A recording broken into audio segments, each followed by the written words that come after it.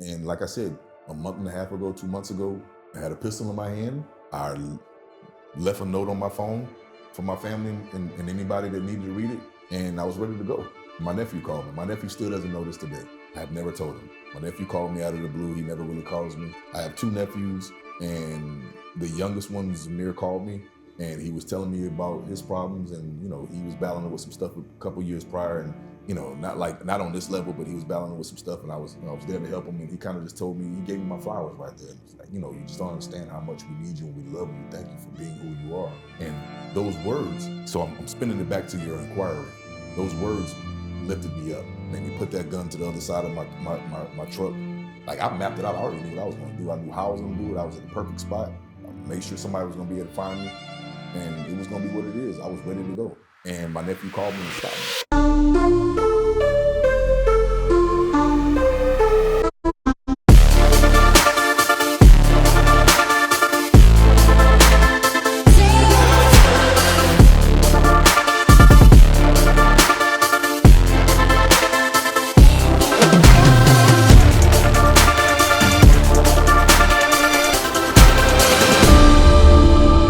Gentlemen, welcome to another episode of the Haitian Kings Podcast. Today we got somebody special. So I know pretty much every time like somebody come, I consider them special. No, they special, but we invite them here. If they weren't special, they wouldn't be here. Let's go. But at the end of the day, so we got somebody like in the community that wrote a book, and the book is most likely based on mental health and people that going through stuff. But at the end of the day, I didn't write the book, so I'm gonna let them talk about the book. So without further ado, Terrell Latchison, how you doing, my bro? I'm doing, bro. I'm doing. I'm not gonna tell you that I'm doing great, but I am. I'm in a happy state. I'm happy that I'm here on the podcast, the Haitian Kings. So I want to tell you guys, thank you so much for having a forum for someone like myself, as well as other individuals that you guys that sat before me that was able to, come here and talk to you about whatever they have going on. I just so happen to be an individual that resides in Lake Charles, Louisiana. Been here for years. Went to McNeese. I'm an alum, and I wrote a book. I'm not a person that I'm not an avid reader. I wasn't an avid reader prior to writing the book. I am now. I read a lot now, but I wasn't an avid reader prior. And through some situations that happened in my life, it led me to writing a book. Whether you call it God, whether you call it higher power, or whatever the case may be, a lot of things led up to me writing a book. And I'm just happy to be here to discuss the book, as well as mental health in general, for people to look like me, look like you, think like me, and think like you. So I appreciate you guys. So I gotta ask you this: what inspired you to write a book? Where did the inspiration come from?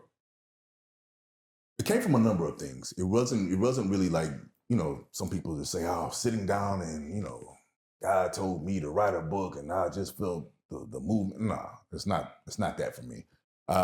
Unfortunately, I have an older brother. I had an older brother. He was 10 and a half months older than myself, and we were close, thick as thieves. We were in the same grade for a while. We were twins, but we really weren't twins. If you've seen us, we really weren't twins. He's much, much bigger than me, much, much stronger than me. Some people would say he's a lot more handsome than me. I disagree wholeheartedly. Even though he did, I still look better than him. But, hey, he unfortunately passed. And, through PTSD, he suffered through PTSD, which is a mental health. And after he died, I struggled a lot in regards to trying to figure out how I can help people that went through the same thing he went through, not just for PTSD, but for mental health as well. Just, he had this taboo thing about him of not wanting to get help. And I think that's apparent in a lot of people that look like us. A lot of us don't want to get help because I don't know if it's the music. I don't know if it's society. I don't know if it's, our parents. I don't know what it could be a number of things. I don't know. You can probably try to, studies will probably make you want to date it all the way back to slavery, whereas we had to be tough. We had to, we couldn't show our weakness. We had to be strong. So, we have to be strong. So he wanted to be strong. He didn't want to get help. So I took it upon myself to be an advocate for mental health. But of course, at the time, 10 years ago when he died, I didn't know how to be that. So I kind of sat on it for a while, and I end up having a conversation with someone or with a group of people you know, it was a petty moment. I'm a very petty person. If you guys been talking to me for a couple of hours, you know, if you haven't figured it out, I can be very petty. So I was having a petty moment with the individual, and she mentioned that her ex-boyfriend was a narcissist. And she kept going on and on about how he was a narcissist. And I kept, in a petty moment, I just felt like arguing because I like to debate. So debated with the young lady, and she mentioned that, now I asked her, I said, okay, why do you feel like this gentleman is a narcissist? Because I feel like you females always want to pigeonhole every man that breaks up with you and put that title on him, and you're mislabeling this individual. Well, he's a narcissist because he lies a lot. So, my rebuttal to her was, no, he's not a narcissist, he's a liar. Well, whenever I'm going through something, he doesn't care about what I'm going through. He lacks empathy. Okay, that's cute that you did the research, but honestly, that doesn't make him a narcissist. That means he don't care about you. He's not your guy. He's not for you. So that conversation went on, and we didn't come to a resolution. So I decided, okay, well, I'm going to do some research because I'm petty. Did a lot of research, and I couldn't wait to see her. I knew we was going to have another couples kind of get together, and we never had that conversation. I was never able to provide the research that I attained for. So we end up, I end up had all this information, and I was like, okay, well, I'm going to do with all this. I researched what a narcissist was. I researched how a person becomes a narcissist, and I knew my audience, so I thought, okay, I don't want to share with her just stats. So I gave her information in regard. I made an analogy of a little boy. Hey, look, there's a little boy. He's going to do this. He's going to do that, and this is how he became a narcissist. So I had that information, and someone stumbled across the information, and they were like, "Hey, I think you got a book." And well, I ain't got no book. I don't know how to write a book. So information came out. I seeked someone that could help me out with turning a bunch of jarbled words into a book, and here we are now.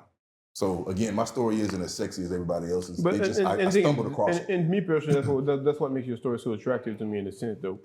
You never inspired to write a book, right? It was just something you just came across at a random, right? And talk to me about the process, right? Let's just say whenever that person came across all those notes you had written down, they said, oh man, that could be a book. What was it like as somebody that never wrote a book, who had to put pen to paper, to where your mind was telling you stuff and you was putting it down? What was that emotion, that feeling was like?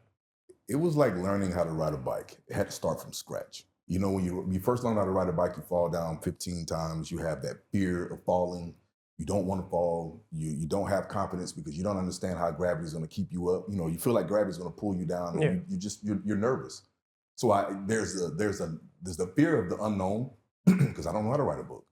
I'm not going to lie to you. I look both of y'all in your eye and let you know, when I was in college, when I wrote papers, because I have the gift of gab, and back then, if I took my shirt off, it was a little situation going on. I don't know if you guys understand what I'm saying. Right, That little thing going on, with my abs and stuff. I was a good-looking little dude back in the day. I don't know what happened. Dad bod got a hold to me, but back then, I was a sexy little dude. So I didn't write papers. I would just kind of lift my shirt up. Hey, you want to write my paper? It really wasn't that easy, but I get you. So I didn't write papers. So I didn't really know I had the ability to write papers.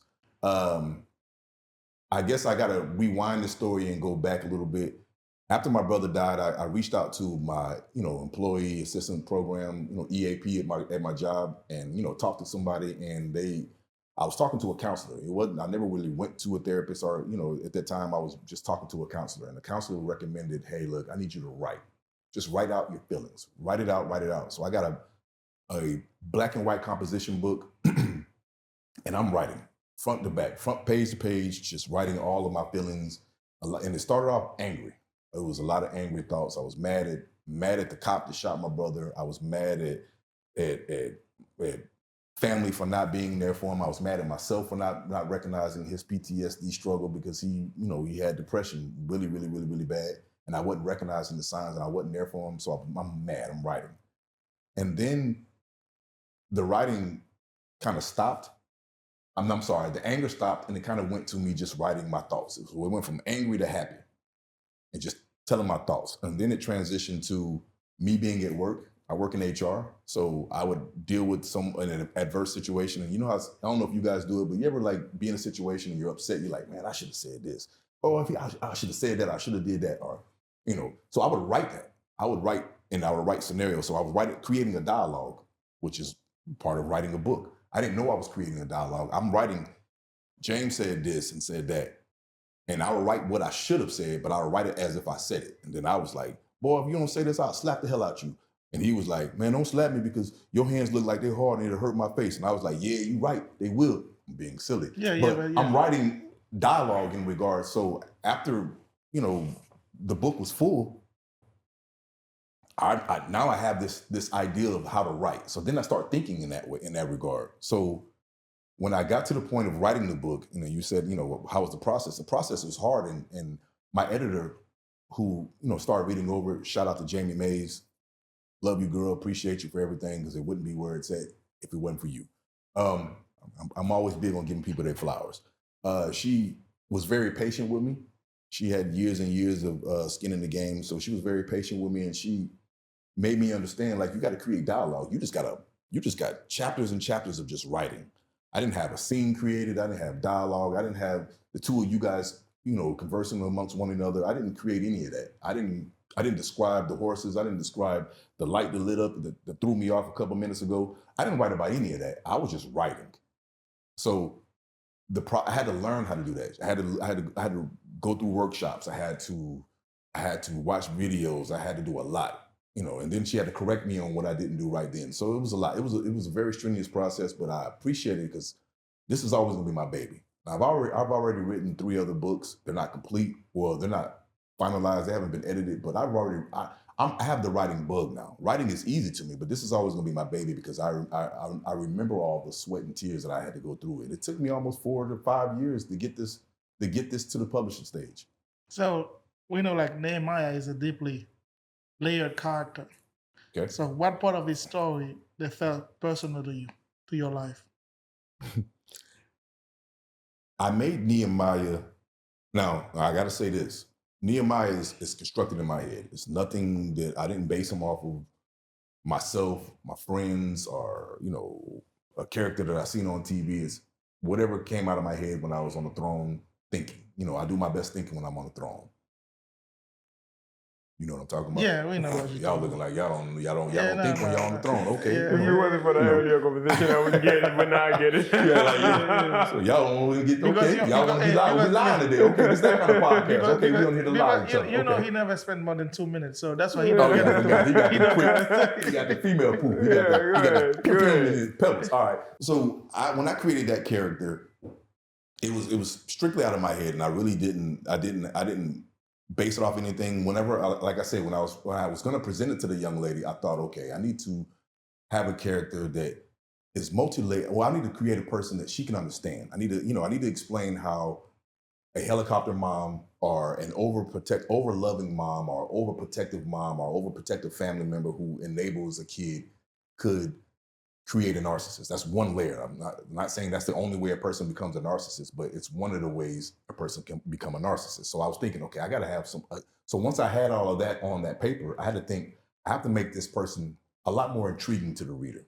I need to have my goal for Nehemiah, I wanted you to love him, but I don't want you to despise him because he's a liar, because he's a manipulator. Well, this man lied about this. That man, he clearly said he clearly scored 2 touchdowns in the game, but when he sees the people and he sees the guys at the gas station, at the corner, he's gonna lie to them and tell him he had 4 touchdowns. He's gonna exaggerate any and every story that comes out of his mouth. So I want you to love him because he's a sweet, loving kid, but at the same time, I want you to understand that he's not a likable person if you really read the entirety of the book. So So I had to make his character very complex. I didn't want to make him. I didn't want to have just a straight regular kid. I wanted him.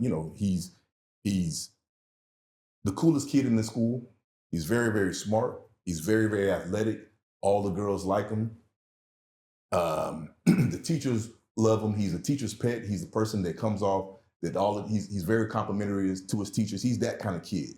But on the flip side, when he goes home, when he looks at himself in the mirror, he's not happy with who he is. He's not happy with his father's situation because he doesn't know his dad, but he shares the same shares the same first and last name. He's a junior, but he's never met his dad. So imagine being a junior, but you've never met your dad. Imagine everybody in the neighborhood telling you how great your dad is and how you look just like him. And your dad was the fastest and the strongest and the best and the biggest and the brightest, but you've never met him. So you hear this praise and his accolades for this man that you hate because you hate him because because he left you and he left your sister and he left your brother and he left your mom. And you guys are living in poverty because of that. So I try to add a couple of layers to him so it wouldn't be just a straight kid, that you, I don't want everybody to be able to relate to Nehemiah. I want you to be able to say, I can relate to that part of him, but I can't relate to him being the best at everything. And speaking of the best, because if you look at the poster, the picture in your book, it's kind of like a king that's looking at himself in the mirror, but sees the pawn. And I know you kind of elaborated on that a little bit, but can you go a little bit deeper? That's a great catch. All of that's intentional. Normally, when you see this picture, it's the reverse. So you're looking at the king looking at the pawn. Normally, if you pull up that picture or a picture of a chess piece looking in the mirror, you're going to see the pawn looking at the king in the mirror. There's this little boy wanting to be the big boy. It's kind of like you see the picture of the little boy looking at his dad, looking at a man in the picture. He wants to grow up to be that. As a narcissist, he's a king. And most narcissists feel like they're the biggest, baddest, best thing ever. When they're alone, they don't feel like that. They deal with their own insecurities and their own shortcomings that they put on themselves. Everybody else sees a king. So for that book, for the cover, I made sure that I switched it around so I can show that's more of Nehemiah. Nehemiah is a king. But when he looks in the mirror, he only sees a pawn. He only sees that he's this big. That's why, I'm not going to give away everything from the book, but that's why, he lies about being sexually active. The man ain't never touched a girl in his life. But everybody, you ever had that guy at school that they had such a statue about them that they probably had sex with one girl, but because the way they moved and the way girls gravitated to them, you automatically assume they smashed everybody. We've all had one of those guys. Yes, that's Nehemiah. Everybody in the book, everybody that's around him just automatically assumes he's smashing everybody. So he knows the rumors are going on about him, but he doesn't diminish those rumors. He's gonna embellish them as much as he can. He's gonna pull somebody to the side and whisper a little bit, start a rumor, but not say this, not say, don't tell anybody, don't say, but he knows that person's gonna tell everybody. He's that kind of person. So he's, I wanted to make him a very complex character. I didn't want him to be a straightforward character that, you could just relate to. I wanted to make sure that you see he's a liar. He's a liar. He's gonna embellish everything that he talks about. But at the same time, he's a loving kid. He's a loving kid. I want you to feel sorry for him based off of the things that he's went through in his life. So, I know writing the books, you did a lot of research. Like from all this understanding that you have, and I'm only asking this question based on opinion because I know you're not a psychologist or nothing like that. No. So what is your understanding from your opinion, the narcissist? Because people always say it. From your opinion, your point of view, what is a narcissist? You did a great job of asking it in that way because I was going to elude the hell out of that question. Mm-hmm. I feel like a narcissist is a person that they go through a lot of, they went through it. You're not going to just wake up and be a narcissist. Today, you're not going to just say, no, I'm going to be a narcissist tomorrow. You have to go through several different things. And there's so many different things that contribute to a person becoming a narcissist. It's not just one thing. Okay, his mom was a helicopter mom, so he's a narcissist. So I don't want all the helicopter moms in the world to think, oh, my baby's going to be a narcissist. There's a lot of things that tie into making a person a narcissist. I feel like a narcissist is somebody that they really can't control they can't control what they're going through. Just to put it in perspective, you can't wake up and say, I'm not going to be a narcissist anymore. I'm going to pray this out. You have to go to therapy. You have to really acknowledge that you are a narcissist. And most narcissists aren't going to recognize that they're a narcissist because they don't take accountability for anything that they're going through. if I'm a narcissist and you call me out on my narcissistic ways, I'm going to gaslight you and flip it on you and make you feel like you're wrong, and you've done something and you're the reason why you're upset. I'm going to gaslight you and put you down, because putting people down makes me feel better, because I'm a narcissist. I need you to feel less than me so I can feel better about what I'm going through. So what a narcissist is, it's kind of hard for me to describe in one word. And I mean, I've done enough research when I see people try to describe it in one word, it doesn't really pan out. And I really, and of course, after additional research, I learned that you can't really categorize a narcissist in one word or in 2 or 3 words. It's a lot. But my full opinion is there's somebody that you don't really, that they don't care about you. They care more about self. They care more about how they can be better and you can be less. And they don't have any empathy toward how you feel. They'll show empathy. They'll show that I really feel bad. I hope you work it out. And they'll tell you certain things that make you feel like they're on your team, but it's all for them, because they're doing it because they want to make sure that they put you. I think about narcissists like this: a spider web. Once they get you into that web, they got you. They're going to spun all kind of lies and all kind of things and make sure that they keep you in their web. So if you're down, they're going to be empathetic. They're going to be there for you. They're going to show like they have empathy. They're going to be there for you. They're going to come around and they're going to tell you all the great things because they know you by now. They're already casting their web on you. They're already putting you in their web, and you don't even know you're in their web. So that's why so many people, I'll say females, are so upset, because they've been spawned into a web and they can't get out of it. They don't even know how they got into it. Well, this narcissist they were putting you in their web and you didn't even have a clue. You thought this was a regular person. They love bomb. They're going to love bomb you, and they're going to show you, oh, I love you, and you're the most important person. And then once they get what they need from you, then that's when they're going to start gaslighting you and taking advantage of you. But like, to me, like narcissists, like, in my opinion, but it's just like from a little research I do. But I feel like people say narcissists all the time. Like they throw the word out there, like you said. But I feel like I don't know, a lot of people know, but we all narcissists.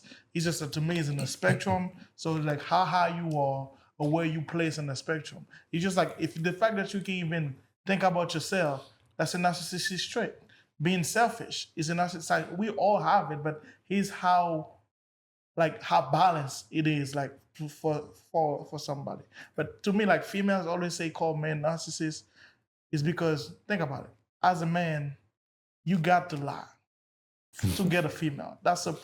You have to. So at the end of the day, you have to make yourself look more than, right? So that's what's gonna impress them.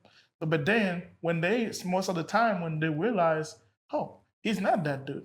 Oh, so now you feel like it's too late. He's a narcissist for doing that. But if he didn't do that, he would have never get you in the first place. Right.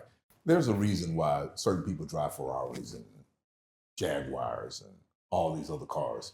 Low key. Been throwing shots, man. I'm just messing with you. My man got all of it. If y'all don't know, this man has all of it. Yeah, like, didn't right say outside. Porsche. Like, he drove 2 cars to get here. I don't know how he did it, but that boy got all. He got a Vet, he got a Porsche. Oh, yeah, he got a Tesla. Oh yeah, he got everything. Yeah. But I mean, think about it. We all, as kids, we grew up. If you have a good system or structure at home, you draw a little picture when your kid comes to you and they draw a little picture and they say, hey, look, mommy, daddy, I drew a duck. And you get it and you look at that picture and that shit don't look nothing like a duck. It looks like a whale or something. I don't know what it looks like. And, oh, good job, Hector. That is so good. Look at my baby. Baby, Terrell, look what Hector did. Look, that's so good. You're going to put that picture on the refrigerator and you're going to walk on. You're going to feel like the best thing in the world, and you're going to feel like you can't do anything wrong. And I feel like we get older, our parents start redirecting that because they start seeing, I'm raising a little shit. Like I can't let him or her walk around here thinking that everything they do is right. So that parental side of it, they start adjusting and shifting. It may not be your parents, it may be society, it could be a football coach, it could be somebody that adjusts it. So we tend to get away from that narcissistic way of being selfish and saying, oh, look, everything I do is right. But imagine if your mom does that to you all through your life. Even when you make a mistake, even when you say something wrong, even when you get into a big fight and you were the reason, you were the cause, or you slap a teacher, or you spit on the teacher, or that teacher shouldn't have been in your face, or they don't know how to teach my baby. So that's how you're forming that narcissistic behavior. Your mom stops. So you're right. Every one of us has these selfish ways because my baby's the best. Look at my special baby. Look at my big man. He's just perfect. Look at my baby. Because they're building your confidence up. But at a certain point, you have to kind of stop that confidence building and start giving it to them real like, hey, look, now, you went to your school and you spit on that teacher? Yes, sir. Go outside, go get that stick. I don't know if you beat your kids. I don't know if you go do timeout. Well, go over there and go get in timeout. Let me be politically correct.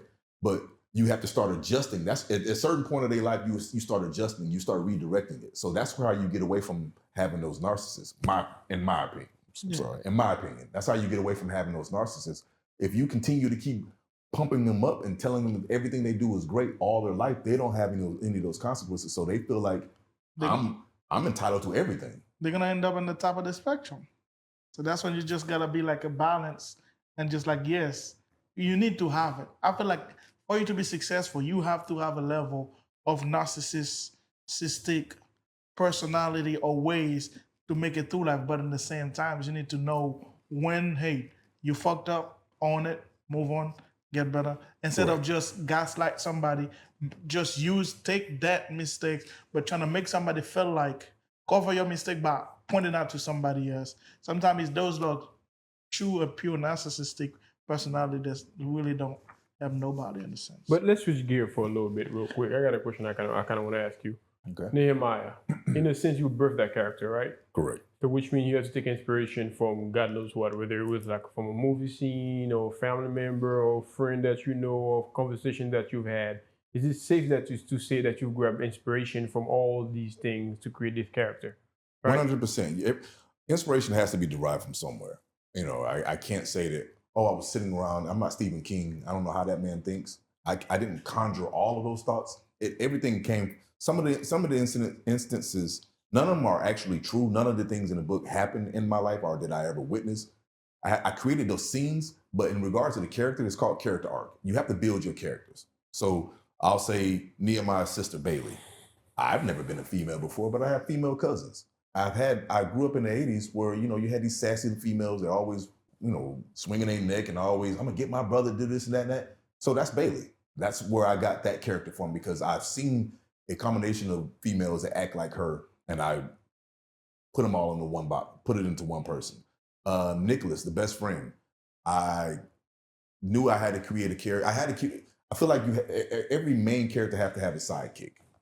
Yeah. To me, I grew up, watching or reading comic books and watching, Batman with the bat, where they hit him and had to look. I don't know if you guys from Haiti. I don't know if y'all had that, but the black and white kind of Batman. So I always looked at you have to be a sidekick. I've been my brother's sidekick all my life up until his death. So I felt that it was necessary to have a sidekick, and the sidekick always has to complement the main character.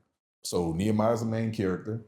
Nicholas is the sidekick. So Nehemiah is more calm and collect, and he's very a matter of fact in regards to how he moves. He makes sure that he's calculated in how he greets his teachers. He's very calculated in how he greets the lunch ladies. He's very matter of fact when he speaks to the street guys, the guys that selling dope, how he talks to them. He makes sure he engages them in a way that they like him. He thinks he's overly thinking as a third grader. His best friend, I can't make both of them the same way. So when I created the character, I thought, okay, I have to think of the opposite. So I had to create an immature, loud, robust, silly, obnoxious little boy, but it complemented the two because Nehemiah and him are best friends. So everything that Nicholas did, Nehemiah loved, and everything Nehemiah did in the right way, Nicholas loved. So Nicholas looks up to Nehemiah, but Nehemiah looks up to Nicholas in regards to his power and his strength in regards to being able to say whatever he wants. So yes, the characters weren't derived from anybody that I knew, but just doing the research in regards to trying to, it's called character arc. That character arc taught me, once I researched that and learned that, it taught me that I had to get something. I had to have a Robin to my Batman. But and also in another sense, right? Hearing you talking about this book, of course, you basically created this perfect character to where in the eyes of the world, it's perfect, but within himself, he wasn't perfect. And then I'm thinking about social media nowadays, right? Because if you go to everybody's social media, you're gonna see the best outfit, the Right. best car, the best shoe, the best time of their life, but yet on the inside, who knows what they got going on? Was that part of the inspiration that brought this character to life? Yeah, because I wanted to give insight to someone, to the reader, of someone that is quote unquote a narcissist. Again, the title is subjective. You may read it and feel like he's not a narcissist. I don't really care. I mean, I could have named it Nehemiah the Blowfish. You're still gonna have the same content within the pages, because I don't mention narcissism one time in the book. For someone like him, I wanted to make sure that I painted a picture to show the mind of how empty a person is that has everything, quote unquote. I don't want to tell all the bullshit. I don't care. We're on Haitian Kings, so hey, look, if you ain't read it by now, it is what it is. You're gonna get it exclusively on here. This man was the #1 basketball player in the nation. I made sure I made his status not here for you to relate. I want his status to be unrelatable, to the point where he's #1 player in the nation. Now, at the time when he came out of high school, he would have came out the same time Kobe came out. So I intentionally made it the same year as Kobe came out. So I erased Kobe from the record books. Sorry, Kobe, rest in peace. But, he was the #1 player in the nation coming out of high school, growing up, living in Houston, Texas. So I wanted his status to be high, but I also wanted his personality, and I wanted his demeanor and how he saw himself to be very low. But like in a sense or in the question though, that perfect being that you claim that Nehemiah is, do you feel like maybe that perfection status that he's carrying around could be part of the load that makes him see, like, it's kind of like whenever you're carrying a load, it's kind of like what they call that thing? It's kind of like whenever you're portraying something that you're currently not, even though you got all the accolades and so on and so forth, you got it. But do you think that's part of the load that make him see himself so low to where, like, when he looks in the mirror, you don't see a king, you see a pawn? Yeah, is that an angle that you took in the book? Think about how heavy it would be to carry that burden of being the best at everything. He was the best football player. I just didn't really highlight it as much. I had to pick a sport. I didn't want to put too much. I get it. But he's the best athlete around. It's track, baseball, football, basketball. And yes, that was my intentions. I wanted to pinpoint and show people that you can be as high as you are and still feel as low as you really are. And I feel like I did a good job at that. Hopefully I was able to convey that to the reader so that you can read it and understand that, that's one of the burdens that a narcissist has. I didn't really fully develop his narcissistic ways. On the second book, I'm really going to have him open up when he goes to college. And, because a kid, it's kind of hard to show a kid being a narcissist because, you can just say, oh, he's just being a kid. So I had to kind of show steps and levels of how he gets to become a narcissist in this first book. But I wanted to focus on his character in this first edition. I wanted to make sure that you kind of look at it and ask the same questions that you're asking, because that was my goal. I want to make sure that you see that it's a heavy burden. He's that guy, but he really doesn't feel like that guy. He lies to everybody. No one really knows him. His mom doesn't, his sister doesn't, his brother doesn't, his best friend really doesn't, because he lies to everybody. He'll tell a lie while you're sitting right next to him, and he'll tell you a lie, hoping you're not listening. Strategically, just making sure that, if he sees you're looking off and he's telling you a lie, but don't tell him over there. So he's lying because he's not happy with who he is. Most people that lie a lot like that, they're not happy about who they really are. So they have to convince you how great they are. So they tell all these extra additional lies. So I try to convey that with the character. So I know you're talking about like seeing what happened to your brother in a sense, and then you felt like you wanted to be a champion for mental health. Correct. And for people. So can you elaborate, like, what step are you taking and to help other people that are going through the same thing? I won't say that. Every book I'm writing is going to be in regards to mental health. Every book, I'm gonna. I'll use, for example, depression. I'm writing a book about depression, but I'm writing it in the same sense that you would watch Boys in the Hood or Menace to Society. I want to write it so that it makes sense to us. I don't care about the other audience. I'm making sure that when we read it, we understand exactly what's going on, and I'm going to place it in the mind. I'm still my overall objective is going to be depression. So to go back to answer your question, I don't feel like I'm not taking any steps. I think God is putting me through enough stuff to make me go through those steps. Because I can tell you right now, I'm going through my own depression. Currently, right now, today, as I sit on your podcast, I'm going through my own depression. I'm not, my friends will ask me all the time, are you okay? And my first rebuttal to them is, no, I'm not okay. I'm going through it. I battle. So, I mean, I guess when the reason I included God in that statement is because I'm saying that maybe I'm going through it. Maybe that's my higher calling. Maybe I'm going through this so I can be provide better content. Who better to talk about something that they went through it? Like, would you want to go buy a apple pie from a person that doesn't know how to cook?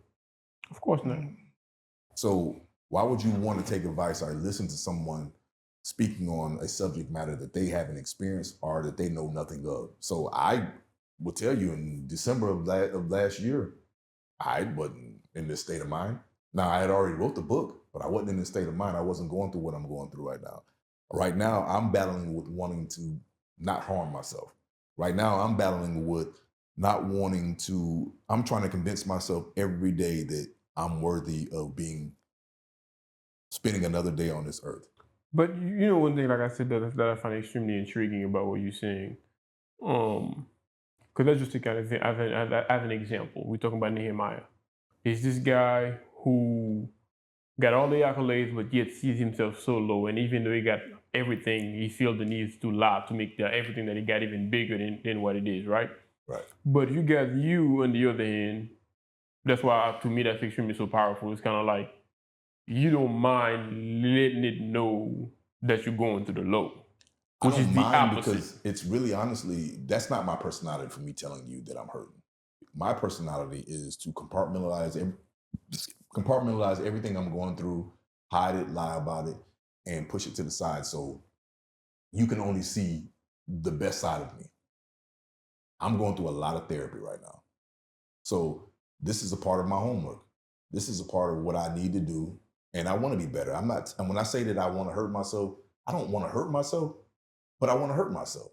Something in me is telling me that I'm not worthy of being here anymore. And I'm blocking him and I'm evading him or her or whatever that is, whatever that voice, it doesn't have a sound. I just know it's in my head and it's telling me something. I'm doing everything I can to avoid it. And I'm going to therapy. I'm doing the box breathing methods that he's suggesting. I am, one of the things he told me to do is, get some sun, get out, do a lot more, do things that make me feel uncomfortable. And speaking my truth, it makes me feel very uncomfortable. Like, I think the first time I told y'all that, my eyes was getting watery and I was fighting everything I could. I know it's going to come off disingenuous today, but we've been sitting here talking for what, 2 hours? Yeah. About my mental, which was great. I think it's great. And I think it really, really helped me. And it's really helping me because I'm able to say it out loud and I'm not really ashamed to say it. Like, again, in December, if I would have said, man, if I would have said I want to hurt myself, I would probably mumble it. I don't want to hurt myself. Because I don't want you to look at me. I don't want you to look at me as weak. Because I looked at you as weak when you said it to me. If you would have told me, that boy, weak. But I don't really care. I want to be here for my family. I want to be here for my friends. I know I have a lot to live for, but I'm having problems convincing myself that that's what that is. So again, I'm trying to champion this mental health thing, and it's not a fad. I'm not doing this to try to get click bites and make your podcast look better or make people buy the book. At the point in my life where I'm at right now, that's not even a concern of mine. I told y'all at the top, man, we ain't got to talk about the book. Let's talk about us. Let's talk about me. Let's talk about you. Let's talk about mental health. That's more important to me right now. I feel like when I promised myself that I was going to be there for my brother and help people, I feel like this is what he wants me to be doing right now, which is championing being a champion for mental health, however that comes, and if I have to go through it, then so be it. And I really am going through it. I'm not in a good place today. But let me ask you this. Let me ask you this during the question, because off camera and everything, we've been talking about your brother's situation, right? And after what happened to him, you feel like you got mad at the world. You feel like you got mad at him, the world, the cop, whomever, because you feel like everybody. You were able to blame on everybody for what happened. And I'm sure you got a lot of people that depends on you, right?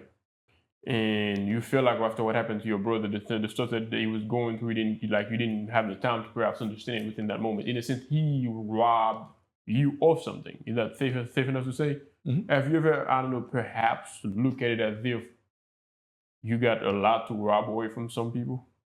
100%, 1,000%. I think that's so.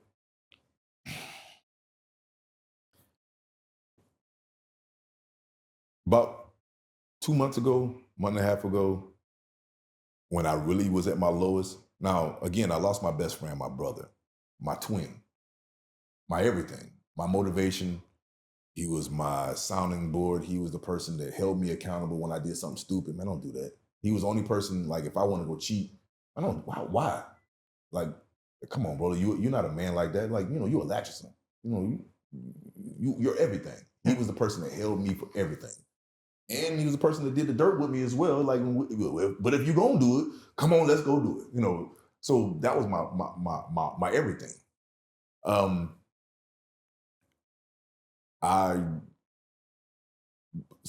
learning now that I've probably been depressed for the last 10 years, and I've just been compartmentalizing and pushing things to the side. And I didn't really know. I didn't get help for it. I didn't really take the necessary steps to be better.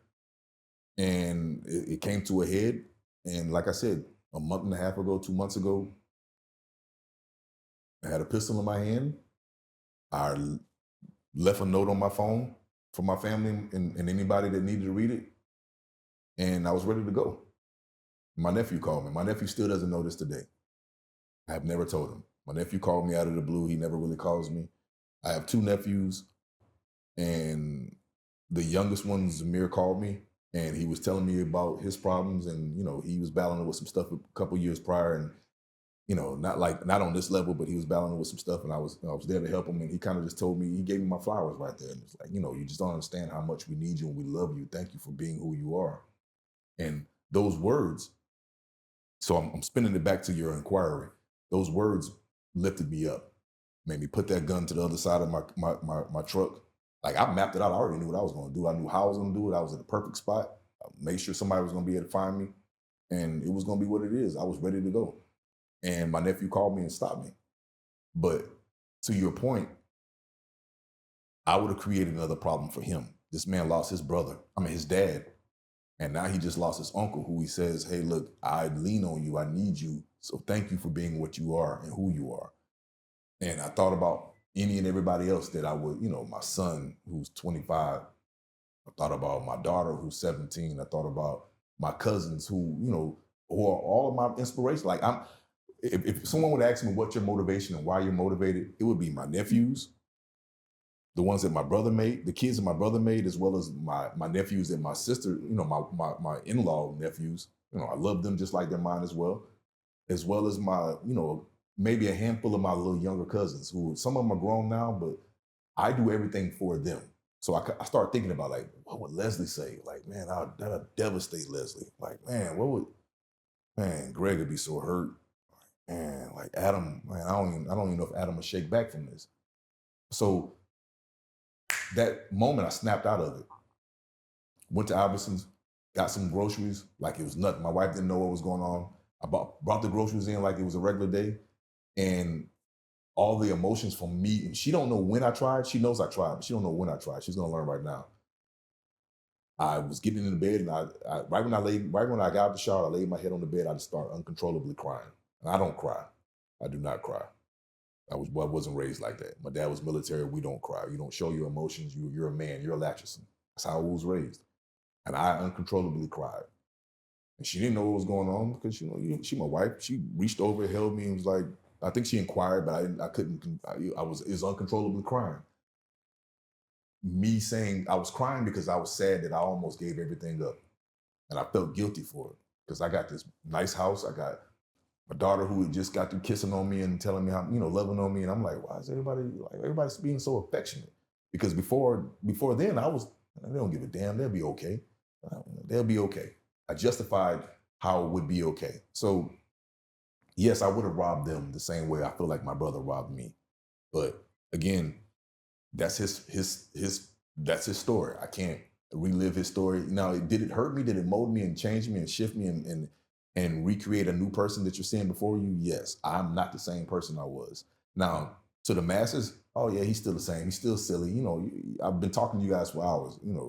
I can turn it on. I can be silly. I can make everyone laugh. But really, the key word was turn it on. I turn it on now. Before it was natural. Like I'm just a funny, happy guy. Now it's like, let me turn this on for Hector because he need that.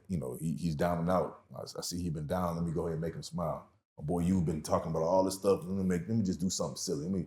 Let me say this and say that. But it's not really natural because I'm hurt because I haven't really expressed and showed and done anything to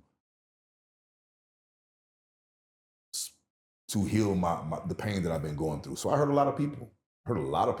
On this ride. For the last 10 years, I heard a lot of people. So this one. Yeah. Yes, your camera right here. That's me.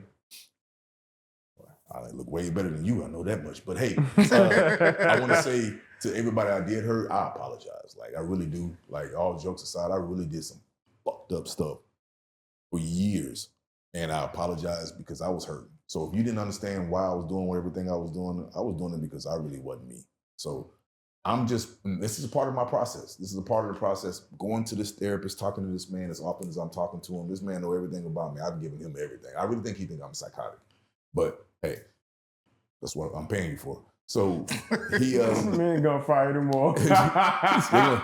Hey, he can't tell anybody about all the stuff I did. For this shit. I feel great going to a psychiatrist. If you haven't been to a psychiatrist, I highly recommend it because I'm over here telling secrets that I ain't telling nobody. I'm over here like, man, yeah, one time I put peanut butter on my dog. Never mind. Anyways,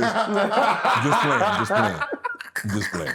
But it's just, it's very therapeutic and in every sense of the word. And I really, really, really should have been doing this for years because I would have probably been in a better place. I wouldn't be at the state that I'm in now. So again, if you're going through something, man, if you even just the slightest, man, it don't cost that much, but you got to get you some help because, man, after time, that pot will roll over.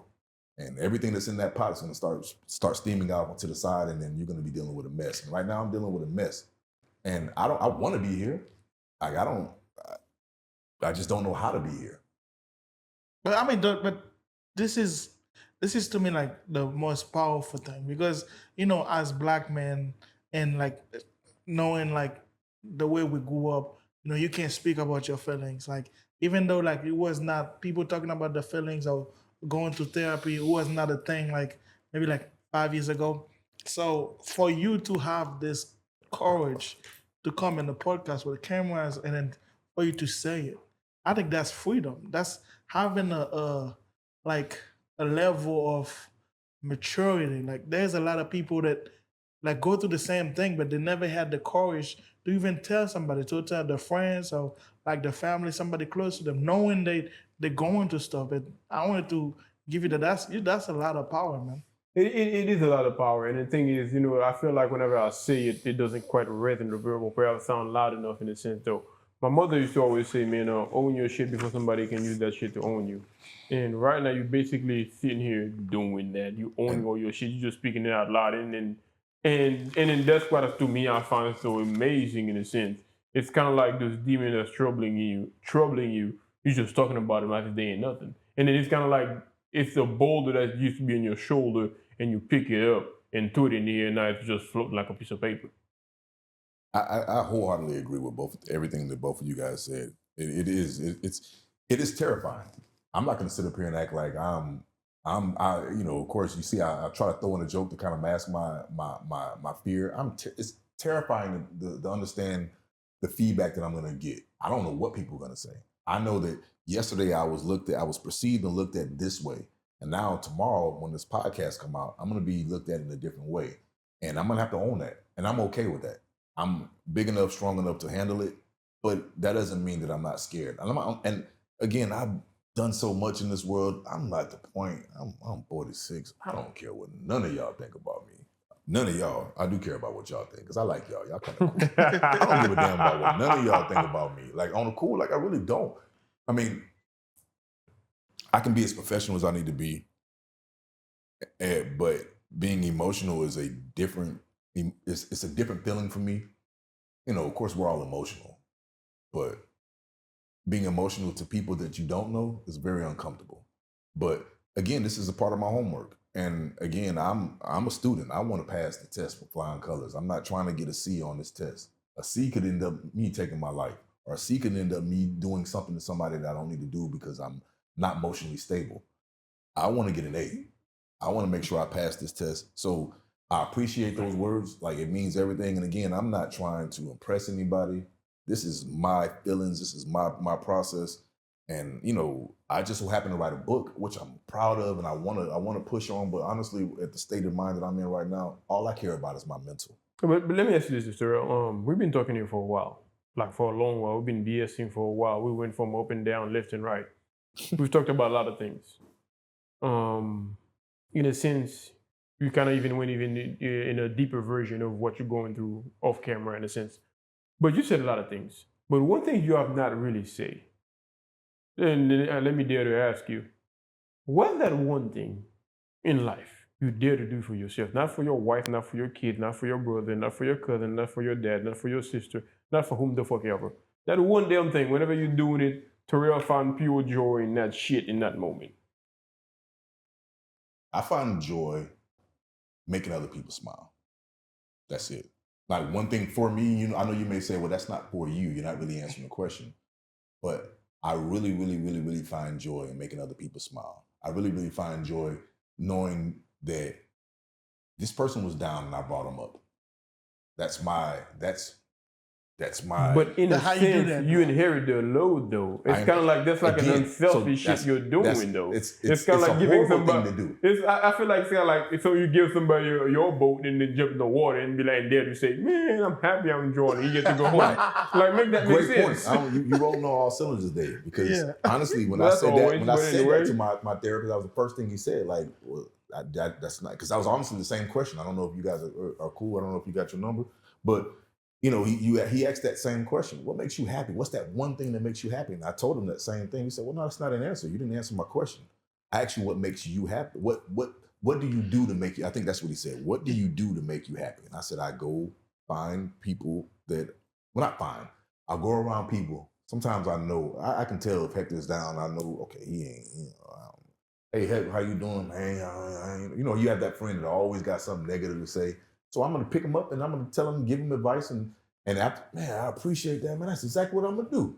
And it makes me feel like I'm needed and I'm wanted. But I feel like that answer doesn't qualify respectfully. Though. Okay, so again, I don't have. So the So you reason, don't the have reason- basically you the don't reason have one. I didn't answer that question is because I don't have a thing. I'm fit. I work out. I don't like working. I hate working out. I hate going to the gym. I hate the way people look when they're in the gym. I hate the faces they make. I hate the guys walking around with the little small shorts on with all their junk hanging out the side of it. I hate females that come around with the off halter tops with the little shorts. I'm a look, but I'm like, man, go Why you somewhere. doing Go that? sit Yeah. down somewhere. Like you ain't even doing everything you doing is for your legs to be open and closed and open and closed. Yeah. And I'm looking up, opening my more, but I'm trying to work out. Lady. Yeah. Close your legs. But hold on, do it one more time so I can. Okay, now close your legs. Like, so I don't have that, so it ain't working out. I got a bike. My wife bought me a bike a couple years ago, and I loved it. But Lake Charles, we don't have any bike trails, so I found myself almost getting hit every time I try to ride. And I would put it in my truck, go to the Civic Center. Not long enough. I need miles. So I'm trying to stretch it out. Yeah. So the bike really doesn't do anything. Hanging out, going to the club, that's not my thing. I have, you know, there's a rumor that I have a little anger issues. So going to the club ain't gonna do nothing to make me fight. Yeah. Be aggressive. You got I know I'm a book writer. I'm an author. around. I'm not there anymore in regards to wanting to fight, but I just don't. I'm too old. I'm grown. I don't go to the clubs. I would rather go to a bar. I can go to Casa Manana and go to the bar and sit there with my homeboys and talk and drink and have a grand old time. You would think we went to Cancun or something. Like you would think we were out and about. So honestly, but that doesn't really work. I mean, I just haven't been in that space, that mindset to want to be around my friends like that, and here lately. So I don't have that. I can't answer that question. But like I said, me personally, I'm no therapist by no stretch of the freaking imagination. And I know one thing that quote unquote helps me is that makes me selfish, so be it. Is that the one thing while I'm doing it, I know for that moment I'm doing that bullshit for me. And it ain't for nobody else, not even for my kids, as much as I love them, not even for my girl, as much as I love her. Plenty of shit, running, playing my video game, watching anime. Like you think, okay, like just to tap in the anime world real quick, maybe y'all might not be able to relate. No. There's this dope ass anime called Solo Leveling. You think when that shit drop, I'm watching that shit? Even if you come and tell my kids down and be like, when that episode is over, I'll be there. If that makes me cold or whatever, but it's like that one damn thing that allows that's you being hyperbolic though. Hmm? I mean, that's. But I'm just giving of course, a raw random example. But it's just, I always tell my girl herself, she knows, like I always tell her, like, I need time for me.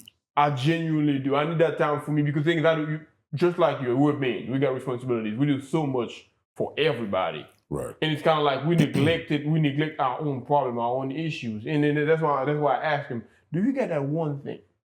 Just like that trip I told you I'm about to take recently. I'm like, I've been really wanting to do that. Like, what the fuck? I ain't never heard that bullshit before. But that's something I really want to do. Is that thing for me? I gotta have that. I gotta have that one thing when I'm enjoying it. Because if you think about it, we're young men, right?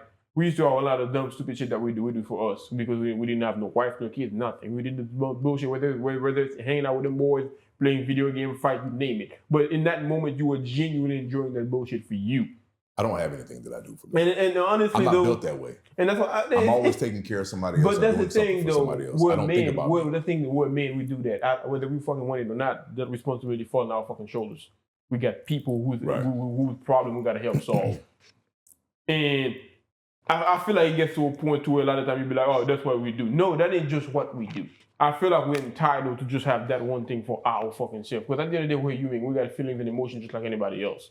We got things we genuinely enjoy. I'm sure they get this one thing you're really into that nobody else really fucking gets. Okay. So if we're tapping in, if you want to go that deep, I do draw. I do paint. So I can do that. I can draw you sitting here on this couch. You that good? But does anybody see that? No. Does anybody know that? No. I do sing. I can hit a D'Angelo note or a Maxwell note. I'm not doing it, so don't worry about asking me. I see your face.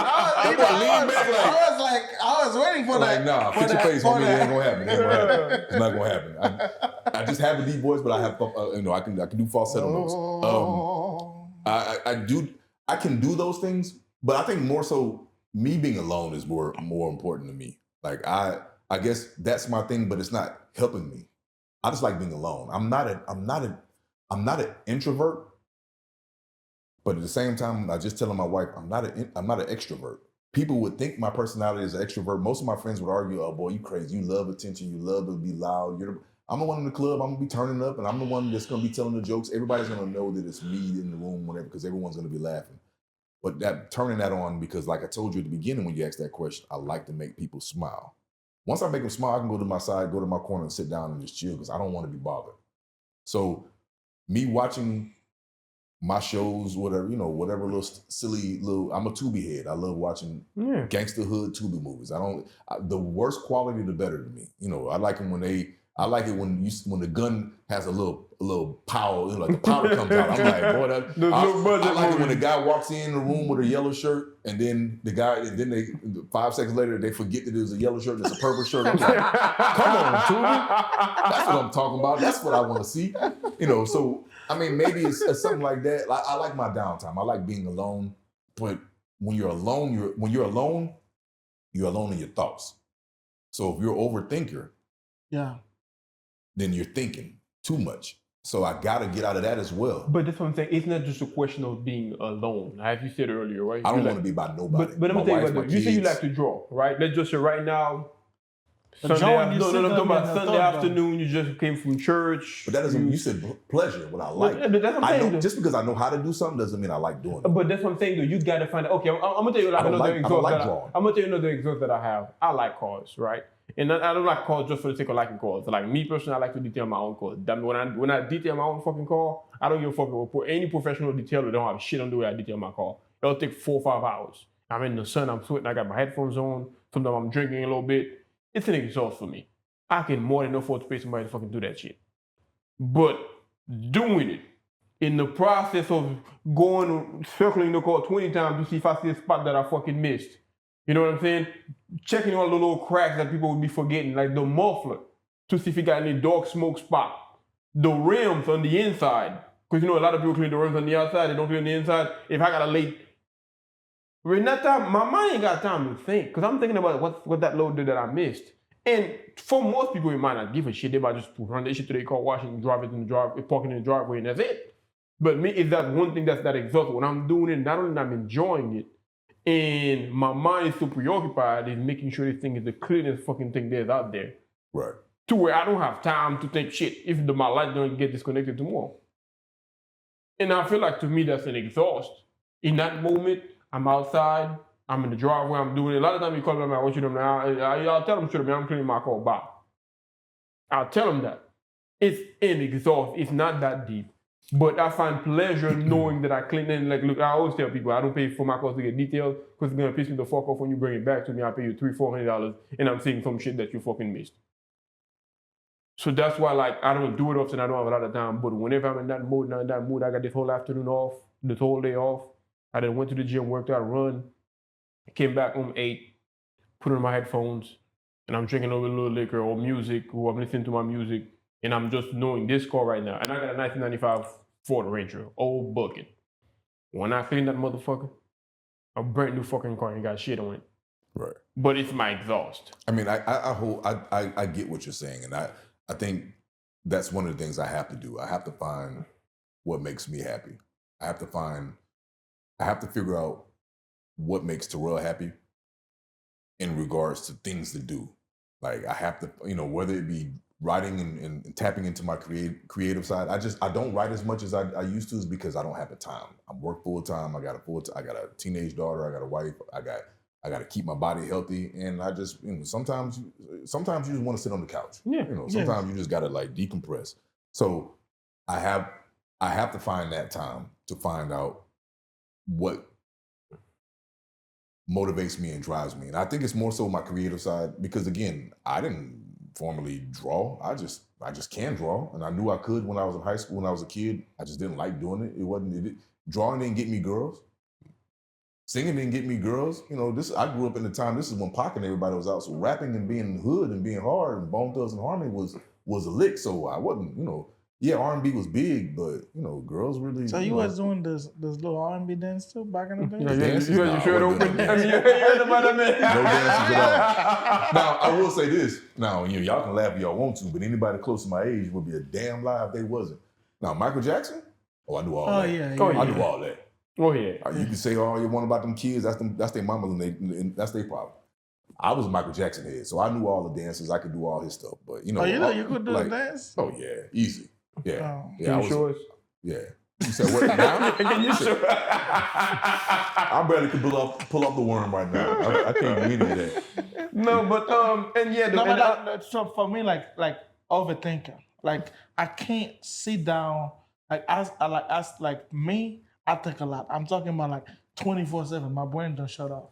Like even though when I'm going to sleep, I need to figure out a way to just make thinking something that's so positive, like that I love, that I fall asleep. But when I fall asleep, I start dreaming the same thing I was thinking. So that's how my brain works. So it's the best way I figured out a way to be in a state where I don't think. I would just like watch a podcast, listen to a podcast, and when I'm playing video games. So now my brain is preoccupied completely. So now I'm out of my thought completely. But that's what I do to shut it up, because when I sit down on my thought by myself, it's a battle. Like I'm seeing like 15 million comments by the second. So that's okay, you can quote unquote say I'm a thinker, that's what my brain does, it thinks. But the question I got for you though, is it a pleasant feeling to be in? To sit there and rest your brain? I love it. I love it to extent where he just started being like, I love it till I don't. So that's why I just create when I feel like, okay, it's becoming pleasant, because at some point it's just like it don't stop. So I have to figure a way to make it stop. So give it something else. So I just started, I love politics, so I started listening to politics stuff. And I was just like, when I was listening to that, so because I can't focus on that, because if I don't do something else, I'm gonna start thinking. So now I'm doing two things at the same time. So now I gotta focus on the video games that I'm playing. Now give me that 2 hours. Does that make sense? So now this is the only way I can cope. So I can play, and I can play video game for like 2 hours. Like for those 2 hours, my brain was like, now I'm reset again. Now I can get off and just. See, so that's why like it I'm helped opposite. me in a sense. I gotta shut the noise down. I gotta figure out a way to get this noise. And honestly, I feel like me Yes. personally, that's like the most important. But thing. TV doesn't help, because I have to do two things. Even I can watch a beautiful show like that I love, and I'm watching it, and I grab my phone because I'm already like thinking something else. So now I gotta do two things that I really have to focus on. Like so, like a good outlet for me is like video games. This is a really like, so now I'm playing like, say, FIFA is a good thing. So in those 15 minutes, I don't want to lose. So I'm very competitive. So I'll do anything in my power in those 15 minutes to not lose this game while I'm listening to the podcast at the same time. So now I'm really good. So my mind is shut off. Like it's only focused on something that I want to do at the time. So that's let's switch it back to you, right? And you say you deal with depression, and you're currently going to therapy right now, and slowly but surely you're getting better. So let's just say if there's somebody listening to this podcast right now that's, I guess you may say, currently going through this similar kind of situation to it, they feel like the brain is giving more reasons to not be around than to be around. As a person is in the process of figuring it out, what kind of advice or pathway would you set up in front of them? You got to talk to people. You got to. I think in once you get, I think with depression, a lot of people, they're embarrassed. They're embarrassed. They're too sad, or they just don't have the right support system to make the right decisions. So I say you got to talk. That's why I'm out here talking to you right now. I don't know you. I don't know you. Yeah. I don't know you. Like I'm not saying you get on the board, you get on the soapbox and you get in front of Times Square and you get to screaming, hey, I'm feeling depressed. I might be a little crazy. I want to hurt myself. No, I'm not saying in that regard. But you tell the ones that you love. I think that's the first step. Now you don't feel as embarrassed. Now it's not as hard. Like honestly, it's a weight. Like when I did it, you guys were the first people. But just in case y'all don't know, we were here before. You know, just give a backstory. Y'all be quiet for a second. I'm gonna give a backstory. We were here about a month ago, and the producer, and we were talking, had some good content, and I shared with them the first time I shared with anybody that I try to hurt myself. At that time, I knew the podcast was coming out, so I knew I had to clean up. I had to get my best friends. You know, I didn't get a chance to get everybody. I got two of my best friends. We sat down and we ate, and I shared with them. Told my wife, told my daughter, told my son, told my mom, told my dad. So I knew I had to get ahead of it because I didn't want them to learn about me and my depression from somewhere else. But I knew that from therapy that this is something that I need to speak about. I need to talk about it. I need to go to therapy. Of course, yes, you need to go to therapy. You need to speak to somebody that's professional. You know, you could talk to mom and dad, but they're gonna give you the mom and dad, oh, it's gonna be okay. You know we love you, and your friend's gonna do the same thing. What did I do wrong? What can I have done to make you help you out? Man, I feel bad. No. I don't need all that. I just need you to listen. You need to have a listening ear. You need to go talk to somebody professionally that's gonna be able to help you out and that's gonna give you steps. And then you gotta listen. You gotta like really take it serious. Like I'm doing everything. Like again, I told you, I'm doing this box breathing thing that's scaring the hell out of me. I don't know if you're not familiar, research box breathing. You just hold your breath and you breathe for about 5 minutes. You take it. I know what you're talking about. You take a deep breath, hold it in, and then release. I know what you're talking about. A huge form of therapy in regards. So I'm doing that on a regular basis. Scaring me a lot because it makes me think, and I hate that thinking because it makes whatever I call it my dark passenger. It makes my dark passenger speak a lot louder. But I need to hear him so I know what to say to him to make him shut the hell up. So when I'm talking out loud, don't tell him. Now I'm talking out loud. Now he's quiet. Yeah, he hasn't said a damn thing to me. And I know it sounds crazy to people that's listening. They're going to probably like, this man crazy. He probably a narcissist himself. But I mean, everybody But- goes to those demons. But I It's gotta just- ask you this, too. That's an important question, though, because one thing you said, like you was telling everybody, we kind of recorded this thing before, but thing kind of went wrong to it. Now it's like, let's do it again. Let's run it back. But knowing within the first podcast that, okay, there's a part of you that's going to get exposed to people that's close to you, that love you, but that don't quite know that side of you yet, right? Right. And I'm sure whenever you call them or text them or get in front of them and talk about it, you had to build some sort of strength to let it out. And I'm sure knowing that the podcast was going to be out there served as some sort of catalyst to help you build the courage to put it out there. Yeah, I was going to correct that word strength and change it to courage. It's more courage. But I got two questions. How was it like whenever you know, God, I'm about to tell them this, I'm about to expose myself to them like that? And how was it after you told them that? How did you, now I'm not talking about the answer they gave you, like, yeah, we're going to be all right, we're going to be there for you, whatever. I'm talking about how did it make you feel? How was it to build the courage, and how was it after you let it out? It was hard. It was hard, of course, to do so. Because again, I shared it with my boys. Tough alpha males that, Well, seemed like alpha males. Seem like alpha males, to the masses, they're tough alpha males, and they received it. Man, I love you, boy. We're gonna get through this. And they gave me, initially it was more of like, what could I have done? And I had to let them know, hey, look, I don't need you to do that. I just need to tell you how I feel, and then we're gonna move from there. And they allowed me, they gave me the space, they allowed me to talk, and I did, and then we drank a little bit, and I think we went somewhere else, but I felt great afterwards. It was more of like all right, because it felt like that pressure was on my chest, and they finally got out. They took 2 steps off of my chest, and now I can breathe a little bit more. Told my parents that was scary because they lost their child through depression. Their oldest child, their first child. So I know they're worried. They're worried right now. Because when I'm in my bad state, I think my mom's starting to understand. I'll send her a quick message. Love you, Ma. I don't do that. She calls me. Or whatever the case may be. So I'm trying, because it's not normal for me. I'm not an emotional person. I don't share my feelings. I don't share my emotions. So it was hard. So that was the first answer. First question, right? Yeah. Second question was, how did you feel afterward, after you let it out? After you built the courage to say it? Yeah, I guess I did. You answered it before I had the time. Yeah. I'm sorry. But yeah, it's hard. It's a process. And I think you got to go through that process. I'm not going to say it's going to be the same for everybody. I'm not saying, depression looks different on every single person. I am learning that. Your depression won't be my depression. I've had someone, and I'm not mad at them today. When I told them, like, bro, I'm just, I'm going through it. I'm really, I think they asked me, are you okay? And when you ask that question, you want a person to say, yeah, I'm okay. Fine. I'm Because you don't want to unpack all that. You they say, so I was told, nah, don't lie to them. Tell them. Since you got all this support system, tell your support system how you feel. So you ask me, hey, Terrell, how you doing? Not that good. If I'm doing good at that moment, then I'm like, yeah, I'm straight, man. I appreciate you for checking on me. Nah, I ain't going good right now, little brother. I'm feeling bad, like bad. Like I want to harm someone else, or I want to harm me. But somebody got to get harmed. That's where my mind is at. I guess you weren't expecting that. Yeah. Yeah, they're not expecting that. But it's not my job to make you feel comfortable. If you want to check on me, you check on me, or you're going to get what I give you.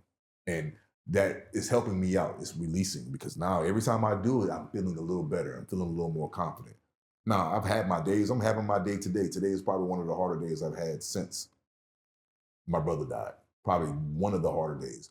And again, because I respect y'all so much, I use like cancel. I'm not canceling. I respect y'all, and I enjoyed myself on that first time we came. I enjoyed the connection. I look forward to coming here. I didn't know where I mustered the strength to come here. I don't know how I'm not balling out right now, but it is what it is. Like, we're going to work it out. I thank you guys for letting me get comfortable by having that conversation. And y'all don't understand. Sometimes God will put people in your life, whether you believe in them or you don't believe them. The higher power will put people in your life or put situations in your life to help you. This helped me voice because if I didn't say it, I wouldn't have told my cousins. I mean, my boys. I wouldn't have told my mom. I wouldn't have told it would have just been a secret, and I would have just left it. But I knew this was coming out. I didn't know the situation was going to happen. I knew this was coming out, and I didn't know when it was going to come out. So I was like, I got to get ahead of this. You see what I'm saying? I'm Yeah. HR, damage control. We're always trying to get ahead of situations. So, that was me trying to get ahead of it. And I was just, and this depression is affecting me at work. It's affecting me at home. It's affecting me, my friendships, because I know people are starting to get to the point where like, all right, I know you're saying you're going through it, but it's getting old. So question, who's maybe a stupid question. I gotta warn you ahead of time. But who's HR for you? Like, people gotta come to you when the coworker pisses them off. And I'm sure you're a human being. You're gonna deal with stuff that pisses you off. Do you have some sort of HR for you? Like, you mean like in the personal world or work world? Work world. Yeah, my boss. But it's not HR, it's just your boss. She's HR. Okay. So I don't know if I'm answering that. No, you're answering in the sense, because like I said, usually people got complaints, Yeah. things they're not happy about, things that they want, things that they need, they come to you, right? And I'm Right. sure with you within the job, you're gonna have things that makes you uncomfortable, things that you're happy with, things that you gotta deal with, you don't have quite the solution for. And that's why I asked you, do you have some sort of exhaust at work to work related thing? Because your job is basically my team, my team at work at the location, my other business partner Lindsay and my boss Kristen, they're my source. They're who I go to when I bounce things off. So yeah, it's my job. We got a good strong team. So going to them kind of helps me get through all of the mundane, crazy things that you have to deal with in regards to HR. But that doesn't fix it. I still gonna go home and give me some brandy or some scotch because I had a hard day. So but in regards to that inquiry, it would have to be those two individuals. So like, but right now, so we know you got go back a little slowly, go back to the book. But I know you got this book right now. So you got any I know you're working on all the books, but like the fans for this first book, and I know you're working on the sequel. So when can they expect the second book to come out? I want to give this book at least a year to breathe. I want to get any and everything I can. I've been doing, I'm doing podcasts for this book. I'm been to Gonzaga University to speak in regards to this book. I've done several podcasts. I'm going to other places. I have a lot of things lined up. So I want to make sure I exhaust any and everything I can with this book. It's on Kindle now. There's a audio book, which is not going to be my voice because I don't like the way I sound. What's your fucking voice? That's a beautiful voice. Yeah, man, you sound like Idris Elba, no homo, but still. I don't feel like you was flirting with me a little bit. I was getting excited. I was like, hey. I knew these holes in his jeans was going to catch somebody eye. I knew it was going to get you. But no, that's that confidence thing again. That's. And I'm just. I don't feel comfortable enough to do something like that, so I would never. But hey, look, there's a very nice young lady. I'm gonna tell you why I think this is so wrong, because you done put in the work. Don't say it's wrong. No, when I mean wrong, I feel like anything that I don't quite cope with, maybe I can fully understand, right? You wrote this book, and the thing is, you didn't just write this book because you went to school to know how to write a book. You grew up where your mom was a writer, your dad was a writer. You pulled this shit out of scratch, right? So you already done make, in a sense, the impossible happen. And the thing is, it's kind of like, just like you said, you had to go to feel the unknown, go through the process and figure it the hell out. Okay. And I'm sure whenever the book came out, I'm sure people gave you compliments back on it. And you feel like, oh my God, I think I couldn't do it, but I did it. Oh my God, look at me. So why not approach the whole reading thing with the same concept?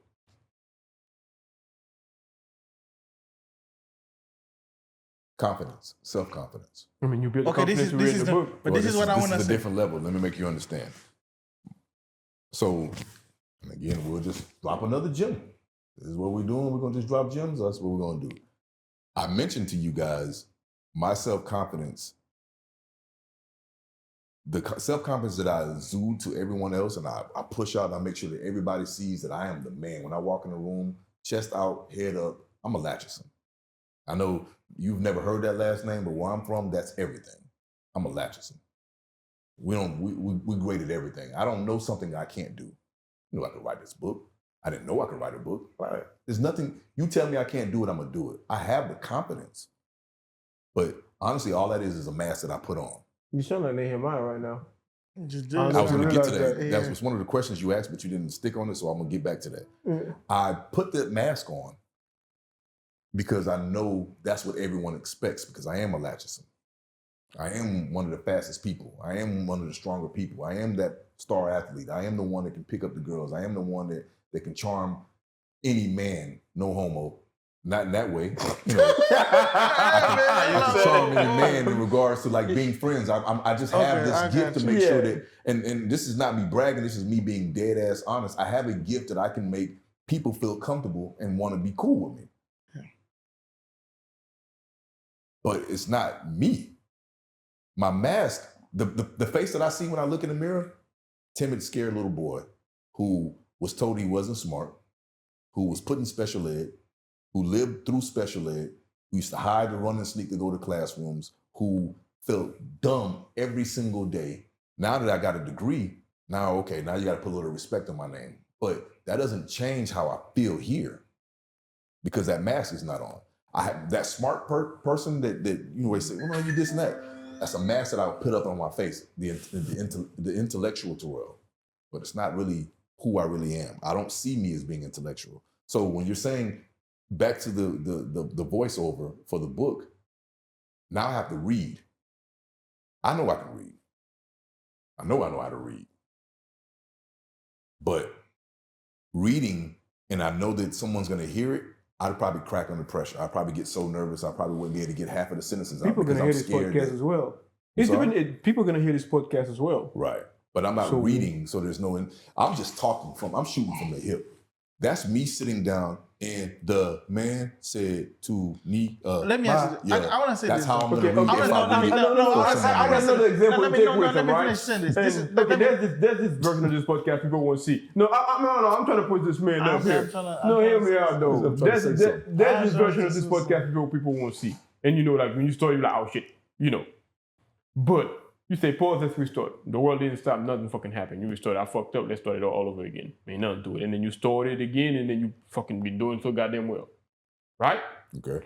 Now let's just read this fucking book, right? And of course, at first, you're going to be a little nervous. You're going to be thinking your voices in your head. You're going to be like, my voice not good enough. I'm going to be stuttering over my words, and so on and so forth, right? And you do that, and then the end of the fucking world, you restart. I mean, what I want to say, I want to say, why don't you do both? You read it, and you feel like you don't feel comfortable with it, you still have the female version of it. But I will just do it and then get a few people to listen to it and see how the feedback goes. Well, I already paid $1,400 for the lady to read it. So. Oh, yeah. How much is that? No refund over there. But I mean, you want me to just go to get that lady that money? I don't trick. Let her read it. No. Let her read it, man. The reason I'm saying this, let her read it, man. The reason I'm saying this, when the second one comes, you don't have to pay another Okay, so $1,400. there you go. So that's a better conversation. Yeah, that's what I'm saying. When Nehemiah goes to college, that's the name of the second book. When Nehemiah goes to college, I promise you, I'll read. You got a deep voice. I'm gonna read for the second one. Nehemiah goes to college. I'm gonna read this one. I'm not ready because when this book came out, my wife can be my witness and my daughter. I didn't sleep. Now, like I'll say the book signing. My book signing was September. Let me see. My birthday is the 19th. It was September 29th or 21st. Something. It was a week after my birthday. Up until that week, or maybe 2 weeks up until that, I didn't sleep. I'm talking about zero. I'm talking about lay down, watching TV the whole night, get up 5 o'clock in the morning, go to the gym, come back from the gym, go home, go work, come back from work, go back to the gym again, and then come home and go to sleep. That was come home and watch TV and start all over. So I went like 3 or 4 days, no cap, really probably did about maybe 3 hours of sleep in 4 days. I'm not sleeping. I'm stressed. I was too stressed to do anything like, to even be in the mindset of wanting to try to read, because I was scared about the reviews. I was scared that, how am I going to be received? Nobody knows Terrell as a writer. So and I was getting that from some of my friends, like, you wrote a book? Like, yeah, I wrote a book, bro. Like, I have a book signing. I'm going to need you to come through. And they're looking at the flyer. Wait, a book? I'm like, yeah, bro, I wrote a book. Bro, I ain't never seen you read in my life. But you know how your people is. Yeah. I'm like, yeah, bro, I'm aware of that. But somebody wrote this and you just put your name on it? Nah, bro. So is it a book about, wait, you wrote a book? So then they're thinking about themselves, like, you wrote a tell-all book? Hey, bro, you know my wife? I said, hey, bro. I ain't You're write out a there book. telling. I ain't write a tell-all book. I ain't that goddamn crazy. I'm not that crazy. Because I'll have to omit so much. You'd be like, Tuesday, next Wednesday, because I'm going to have to block out too much stuff because it's going to be, it's a lot of bad stuff that happens. But yeah, though, So- honestly, me personally sitting across from you, don't mean to cut you off.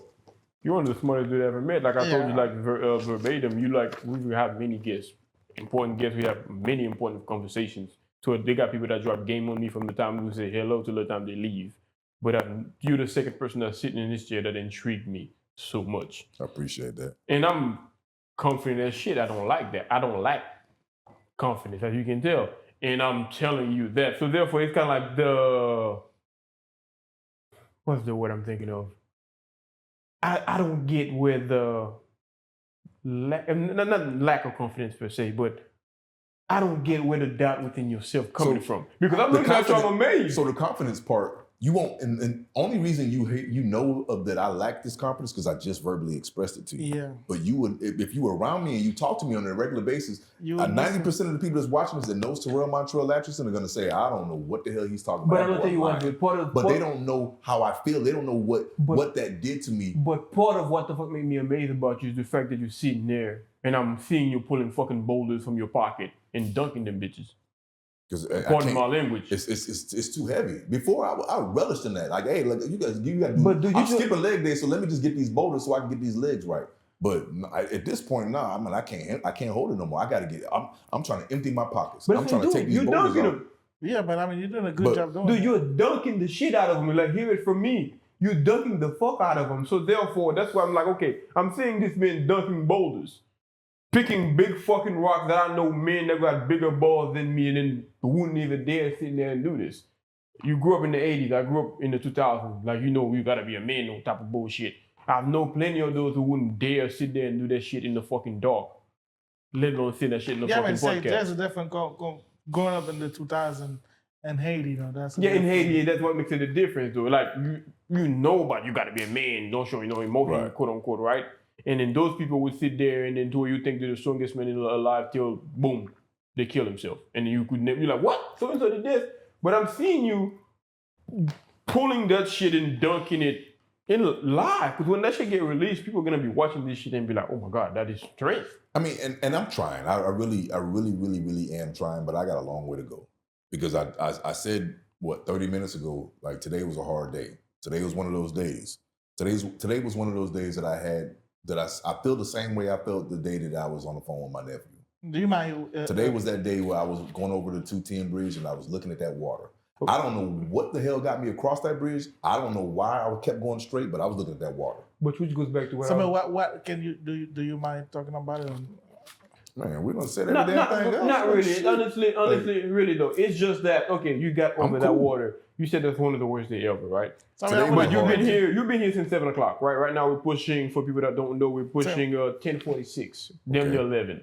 We've been going back and forth talking about deep manly shit for the past 4 or 5 hours, right? Okay. You made it through it. You survived the day. Where's that point where you stop and give yourself fucking credit for making it to one of the hardest day ever in your life? Where's that point gonna come at? Good question. I don't have an answer for you. Where's that point where you're gonna go to bed and be like, man, today was fucking hell, but I made it to this motherfucker. I'm the man. It's never been a conversation with myself that I've had. I mean, I know, sometimes when you talk like this, I disagree with you. Please elaborate, go ahead. Because you make it seem like it's something so simple. To me, like you make it the simplicity on it is just like a year to date. The day is not over. So thinking about it. So we're talking about maybe the 7 to 11, his mind is off of it. So what about what changes when he get on the truck? My mind has been off. Okay, but that's what I'm saying. That's what I'm happy to be here because my mind is shut completely down. That's what I'm saying. The day is not over. That's that shit that don't make fucking sense to me. Well, okay, let's make it personal in between me and you. Like no, we're playing FIFA, right? You always know what we do when we play FIFA. We talk shit, right? Yep. We play FIFA and you beat me at FIFA. Yeah. And then you know I'm good at FIFA, you finally beat me, you're gonna get up and beat in your fucking chest and be like, I'm the man, I whooped your ass, you ain't shit, and talk all your shit. You're gonna feel proud of yourself, right? Okay. By playing FIFA, which is at the end of the fucking day, just a video game, it ain't life. Okay. But we got this man. Yes. Who made it across the bridge while it was like one of his lowest points of his life, if I dare to say. Yes. he basically beat life in an instant. They're to look at it like that. I don't know if I'm the only one looking at it like that. I'm going through one of the hardest situations in my life. I can't relate to it. He can't relate to it. Nobody can relate to it. Whenever you over that fucking bridge, however the fuck you felt, only you can speak on that matter. You can speak on how hard or impossible that shit was. And you think after... But he crossed that bridge and won that shit. So where's that part? Just like you can get up and beat your fucking chest because you beat me at FIFA. Just like you can get up and beat... And if you dare to compete against somebody and you won against them. Okay, now that you won that little fight, God knows how heavy that fight was for you. When are you going to get up and be like, hell yeah, I'm that shit? This is what you're saying don't make no sense. They got a bigger fallacy on what you're saying. Okay. The problem was never him crossing that bridge. It wasn't...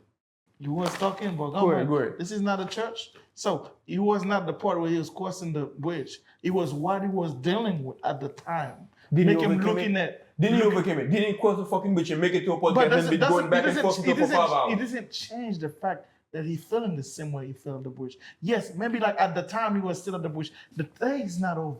He's gonna go on his truck. I don't know what he's gonna take. Right now, we've been a good outlet, having a good conversation. He's having the best time in his life. Let me ask you but let me say, when he get on the truck, let me ask. I know you're making it about us. Hold on. Let me ask him this though. From where you were at the bridge, wherever you were at mentally at the bridge, to where you're at right now, did you feel like personally you overcame something? Like you got over that phase? You got over that phase you were going through at that bridge. Now you're in a whole different mental state. You overcame it. Oh, okay. Please explain. That's a dumb question, my word. No. You don't feel like you overcame nothing? I don't even know how I got over the bridge. I don't know. I don't remember being, I don't remember. I was just looking at the water like I want to be there. Is that going to be what it's going to take to help me be out of this place? But I got to the end of the bridge and I was like, okay, well, shit, let me just get to the house. I just got to get to the house. And I didn't make it to the house. I had to pull over because I didn't want my wife to see me like that. So, no. But again, having the dialogue that we've had for the last 3 hours, it definitely helped me out. So that was more important than getting over the bridge. This, having a conversation with people that I don't know, being scared to come here and talk because I knew I was probably gonna have a breakdown. I'm doing a lot better than that because I'm trying to hold it and keep it tight. That's why I keep adjusting my posture, because it's not that I'm uncomfortable. I'm just trying to make sure I keep everything together. And I'm just being honest. I'm being transparent. Like it was a lot, but again, I appreciate you guys. Like, you know, even through your banters, I'm kind of like laughing at y'all because y'all do this all the time, argue about nothing and don't listen to anything the other person says at all. Like, y'all don't ever listen to the other one. I'm like, how y'all friends, bro? Like, y'all should break up. Like, I'm not advocating for this great friendship to be over, but I think y'all should break up. Y'all can do better. Like, there's better men out there for y'all. Like, y'all. No, because of it. All I'm saying is because I understand sometimes where he's coming from, but I don't understand at the same time if that make any sense. Because, like, you trying to sometimes make it so simple. When somebody goes like, yes, you act like going over the bridge was like, hey, he made it. No, man. But just no, to me, the way I'm looking at it, though, he made it because in his mind, no, the way I understand it, like, I'm sorry, like, if there's something I'm not quite getting, but in that sense, the question wasn't just to cross the fucking bridge. It's crossing the goddamn bridge. But it's within that mental state, that darkness, that deepness, wherever he was. And he got to cross it and get past it. It's kind of like he won the fight to fight for another day. Yeah. For another day. Yes. Where does that, man, I'm the shit up in this motherfucker. Peace come up. It's not to you. It's not to nobody. I know what I was going to do. I know I got over. Before the podcast started, the man know he's the shit. He knows he got everything. He knows. He's been that dude. He knows that. There is nothing that you're telling him right now that he doesn't know. All I'm saying is, it's a different level. A lot of time lingering around. It's not like because how many times you have people that have like millions of dollars and they shoot themselves. Sometimes it's not just like, oh yeah, man, you got money, you should be. I feel like I'm missing something. So let me expound on it. Again, before the podcast, I was sitting in your chair. I didn't understand anything that anybody was going through. I didn't understand my brother and his actions. I really didn't. It took me a while to forgive him from doing that. So you're not wrong in your ignorance in regards to why you don't understand. And please forgive the word ignorant because No, I'm cool some with it. people I'm aren't cool smart with enough it. to I'm understand cool what that with it. word means. Yeah. Ignorance means calling not you stupid. knowing. Yeah, That's yes. literally what it means. Don't You mean don't dumb. know. Some people think it means So dumb. I was ignorant 6 months ago in regards to the same subject matter. I can't understand why somebody is being depressed. Like, what's wrong with you, bro? Like, you got this going on, you got that. Man, that's crazy. But now, listening to you, I see you, and I told you that earlier. I see me and you in regards to how you argue. I'm just not as vocal. I'm not going to say I kind of hold half of the things in. It's that word tact again. That I don't know if you looked it up last time, but it's no fault of yours at all. But this is a great thing that you can't relate. This is a place that you don't want to be. This is not. You said it earlier, like I can't wait. No, this is not. I don't wish this on anybody. I really don't. You have no control over your thoughts. You're sad for no damn reason. You can't make rational decisions like you normally do. At work, I'm doing small, mundane things, and I'm fucking them up left and right because my brain is saying, blah, blah, blah, blah, blah, blah, blah, blah. It's like screaming and doing all kind of crazy things and telling me how ineffective I am and how stupid I am and how wrong I am. And I'm not talking to it because it sounds crazy for me to say this out loud, but I'm like, man, shut the hell up, leave me alone. And the next thing I know, I did something wrong. Like, damn, Terrell, you messed this up. And it could be small things, but if you do 40 small things in a damn week, then shit, that's one big bad problem because somebody has to come behind me and clean these things up. So I'm failing at work. I'm failing as a friend because I'm not there because normally I'm there for my friends. Normally I'm the one who's picking up their problems and I'm listening to them and I'm hearing them out. I'm failing them because I don't have the bandwidth to help them at this point now. Now I'm like, bro, I can't be there for you. I'm not doing it. I'm not saying that, but I just feel like I'm failing at everything that I do. So, I mean, I know you don't understand. There's nothing wrong with you not understanding. And maybe this may give you some kind of perspective. If not, hey, it is what it is. I'm not trying to make you understand. I'm trying to share with you. And if it resonates with you, then great. And if not, cool. If you don't ever have to go through it, man, that's great. Because honestly, this is the worst. Like this, I lost my brother and I wasn't this sad.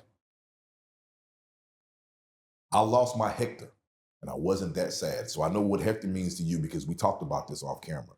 I lost my Hector and I wasn't this sad. This is not me like shooting down my brother. Like, you have to use your mind and your eyes and your ears and your common sense to understand that I'm telling you, I love my brother. Most of these conversations we've been having is somehow derived around my brother. I'm not talking about my kids. I'm not talking about my wife. I'm not talking about my parents. I'm not talking about the book. Half of the conversations we've been having have my brother's been intertwined somewhere in there because that's all I think about. I miss him, but I never felt this low after he passed. Never.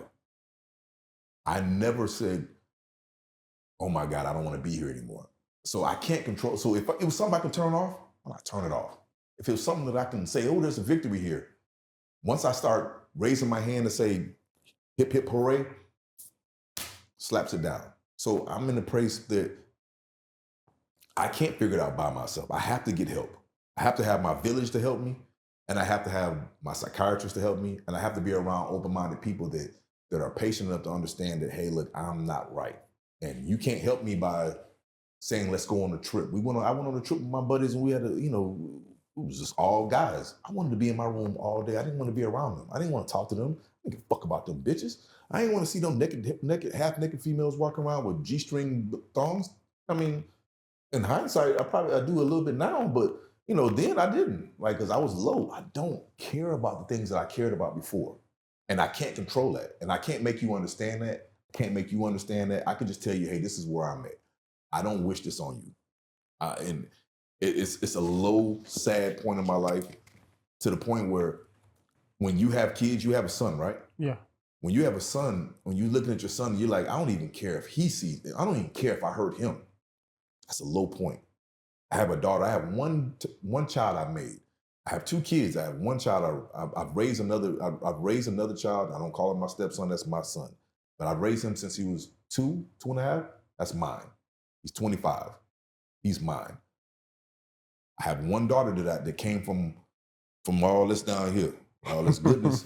one kid came from this greatness. Some great shit. And I still didn't care if it hurt her that I left. I didn't care that I was going to treat her the same. I was going to do to her the same thing my brother did to his daughter and his 2 boys. I didn't care. And I don't care. I do care, but I don't care. I'm trying to care. I try to read her. I try to say her name as many times as I can and say everybody's name. I don't want to put my mom and my dad through the same pain they went through of losing their firstborn child and seeing them hurting every day and seeing, my mom just, and I don't even know what that was. You lose a child, that's the worst pain that you could ever go through. I don't want to put them through that again. But I want to put them through that again. I feel the need to say this. Let me say this. You're gonna be like, and you're not insulting me when you say no, you don't understand. I know, but I feel the need to say this though. In a sense that I've said this for like the 34th time, you genuinely intrigue me. The way you own those flaws as if they're nothing. It's really impressive to me. And I feel maybe in a sense to apologize, maybe for my ignorance. No, don't apologize. Maybe for my ignorance. Learn and don't learn, but don't apologize because there's nothing to apologize for. You don't have to apologize to me. Maybe apologize to other people, but me, you don't have to apologize to me because you've helped me today. Of course, with Hector, but you've helped me today, so no need to apologize. I'm going to thank you profusely. Can't talk today. That's what happened. Your coach with you. Dry. I'm gonna thank you as many times as I can before I leave because you don't understand how. Because I didn't want to come, but I knew I needed to come. I know we postponed it and we pushed it back, and I wanted to be around you guys. I wanted to be able to. This meant a lot to me being on this podcast, and I know at the top of it I was like, oh, I'm on Haitian Kings, but y'all don't understand. This platform is everything to me. This is great. This to be able to be here and talk to you guys and let you be my outlet for my emotions and my feelings is great. I mean, there's only other person who's getting all of this information is my therapist, my wife, my kids, my family. None of them are getting this information. So I thank you. So don't apologize. There's nothing to apologize because if you're telling me about detailing your car, I can't understand that. I'm like, well, I ain't doing all that bullshit. So you shouldn't have to apologize to me for me saying I don't understand why you're doing all that to your car. So hey, look, we are who we are. We're going through what we're going through, and I'm just happen to be the person God picked right now. This is my time. If it's my time to influence other people to be better or to speak out and do the same thing. You said earlier, man, I have boulders. I've been carrying boulders all my life, most of my adult life, most of my life. I can pick up that boulder because at least that's a meaningful boulder and I can be proud of that boulder and I can change somebody, help somebody and maybe, redirect somebody from not wanting to even think about that bridge. But let me dare to say this though. Yes, maybe you take some sort of pride of carrying that boulder around because you feel like it's making a difference in other people's life. But what about what the fuck that boulder is doing to your back? I'm going to release all these other boulders. So on one boulder, as compared to the 40 boulders I had yesterday, bring that shit on. I can hold one boulder over 40. Every time I have these conversations and I release this, I'm releasing something. I'm relinquishing, hey, look, world, you got that. You don't have any power over me. When I said something about special ed, you don't have no power over me. That's probably the biggest problem I got in regards to my personality. It's that secret I got to keep my hand over my face every single time so nobody knows about it. So imagine holding that weight since you're in elementary. You have college buddies that are like, bro, like we went to college with you. Like you were, we joined a fraternity with you. We worked with you. Like we've done all this stuff with you and I ain't never knew that. Well, that's my secret. I'm relinquishing that today. Like, and people are gonna, of course, again, like, man, boy, that boy just like attention. Okay, say what you want. Your mama a hoe. I don't care. I really don't care. Like, I'm doing this for my growth and my betterment. And if while I'm growing and I'm getting better, it helps somebody else, then so be it. That's what his plan is. I didn't write the book for nobody else. I didn't write the book for my kids. I wrote the book for my brother and for anybody that may or may not have narcissistic ways. And maybe you can read the book and be inspired and say, okay, I don't want to raise my son the way that Sweet Pea raised her son. I really feel like I'm not here. My purpose isn't for me. Sometimes we just have a higher purpose. I feel like my purpose is just to help other people be better. And if that makes them smile, like I told you before at the top, I know it's not the answer that you wanted to hear, but I love helping other people. HR wise, I love, you're an operator. Yeah. That first call you got, hey, you got the job. Were you elated? Because you know your life changed, right? Yeah, absolutely. Unless you weren't making that money prior to making. No, of course not. So whole different ball game. You were an operator. You got that first call, like I'm in the league. Even if you're not in the council, I don't care if you're on the board. You're still making operator money. You know that overtime is going to change your life. I love making that call to people. Hey, James, I want to let you know. We interviewed 40 people, and you're the person that we selected. We think you're going to do a great job with our company. We think you're going to grow our culture. We think you are the ideal candidate, and we would love to have you a part of our team. And hearing that emotion translated through the phone makes me go home and have a phenomenal day. My old lady getting that lumber that day. I'm talking about that, yeah. Like, she's going to think I'm 22 again. So that's what brings me my pleasure of helping people out. So if this is that same kind of thing, that same euphoric feeling, then I'm all for it. Now, again, I know you're saying, well, Terrell, what about you? I'm gonna work on me. Just like I dedicated myself to learning how to write a book. It's only 243 pages. It's a short book, but my next book is not gonna be short because I learned more. So I'm gonna learn how to make me happy, and I'm gonna figure that part out. If you would ask me, Terrell, who are you? I wouldn't be able to answer that question today. Give me some time and I will be able to answer that question when we come back for the next podcast. Yeah, for the sequence. But, I want to say this though, like, because I feel like having conversation with you is always like interesting, and it's a blessing. Like having you talking is not exhausting at all, because I feel like I can relate to you in a lot of ways because I'm a thinker. I go through the same thing. I don't see it like, me and him, we argue all the time. So sometimes it's always the biggest thing, the simplicity he's seeing in things. And I can see he's growing eventually, like more and more understanding. Sometimes we have loud conversation, like we would think like we really arguing, well, you really piss me off, I'm really mad. And it's just like, we got that. But first, like, life is lifing, right?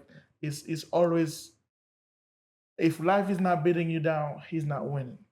So at the end of the day, there's so many people going through shit every day. Right. And for you to just like having this moment going to somebody that you feel like, hey, I'm the strong dude, I'm that dude, I've been that guy. And sometimes you don't even realize, like, you can ask you like 6 months ago, you would have never seen that one coming. So for somebody out there, like, yes, you might like think like you've been that dude. You might go into the same thing he's going through. We all going through it. Everybody's going through it in a different level than somebody else. You're special. You fight. Try again tomorrow. If it's tomorrow is the same thing, try again the next day. Like, your life is important. Your life is important. We won the second book. We won all this 3, 4, 5 that you got coming through. I love you, man. I love talking to you because it's fun. We can have a deep conversation. Then there's a joke in the middle of it. He's just like, it's been like nice and a part of it. Like, I didn't even know how the time go past so fast. But that's how interesting it's been. And we've been like, the last time the podcast was like 3 hours and we recorded for 5 hours. So to show you, like, you're really important. This conversation, people need to hear about it. It's good. I mean, I don't have to tell you something that you don't already know. I already know you're strong. I already know like you got your shit together. I hope whatever you're going through, and that moment is just a phase.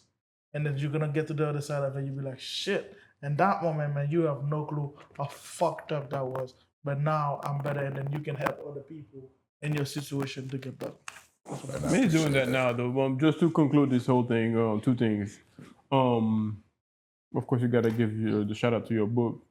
And also, I'm guessing one final say, I want you to actually talk to people about what mental health is to you.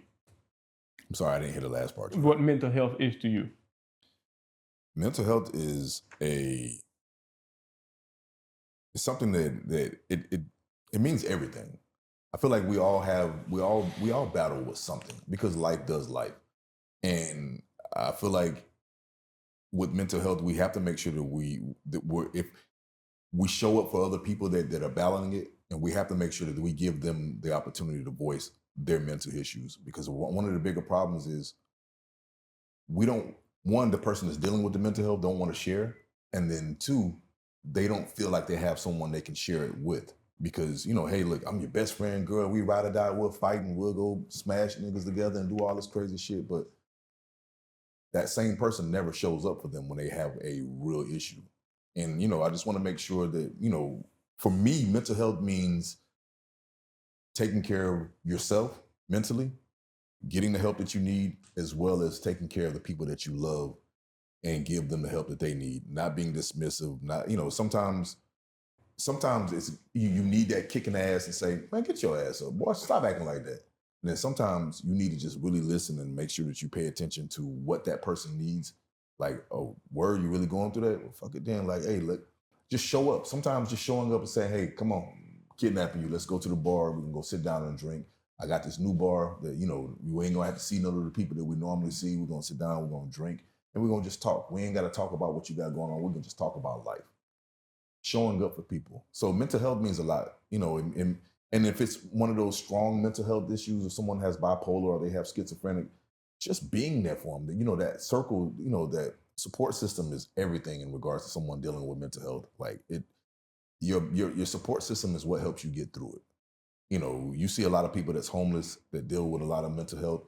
Their support system really wasn't that strong, in my opinion. I mean, they could just want to be homeless and just push away everybody that loves them. But I feel like if you have a strong support system and you don't feel like an alien, you don't feel like you're a burden to everybody because you have this mental issue, then you're gonna live within it. You're gonna do everything you can to get that help. So, I mean, that's my perspective with mental health. I want to do my due diligence and learning as much as I can about it, writing about it, talking about it, advocating it, and making sure that people understand that it's not you're not weird or you're not strange or you're not a bad person because you have mental health issues. You need to speak it out and talk about it, because I know people that have siblings that are dealing with mental health and they don't even tell their siblings. Their siblings don't even know. So then when something bad happens, they're like, oh, I didn't know. I wish I would have known. Like, no, you didn't show up for them. You wasn't their support system. So mental health means, to me, being there for yourself, as well as being there for the people that may or may not have it. Just talking. And again, that's why I feel like this is therapeutic for me. This is a part of me going to therapy. Like, we literally talk for 3 hours about me. And I hate talking about me. I actually, honestly, really hate talking about Terrell Latchison. But y'all got me to talk about me for 3 hours. And I thank you guys. I thank you again, like I said at the top of the podcast. Thank you for the opportunity to come here. Thank you for making me feel comfortable. Thank you for all the other viewers, because I got an opportunity to watch all of your podcasts. Not the last one. I think I missed the last one, which was the Stein gentleman. I didn't get a chance to see that one. That came across my feed. I didn't get a chance to watch that one, but I'm excited to see your growth. I'm excited to see where this takes you, and I can't wait to be a part of it whenever you guys blow up and you're like, bigger than the Breakfast Club. I could say, man, yeah, I was on there whenever, what I'm saying, whenever, Hector was where he was at. Now we're going to be 145 pounds. You know what I'm saying? The boy, you can't say nothing negative about him. Now he over there talking about how big he is. But you see that shit? Yeah. So I want to be able to say, that's me.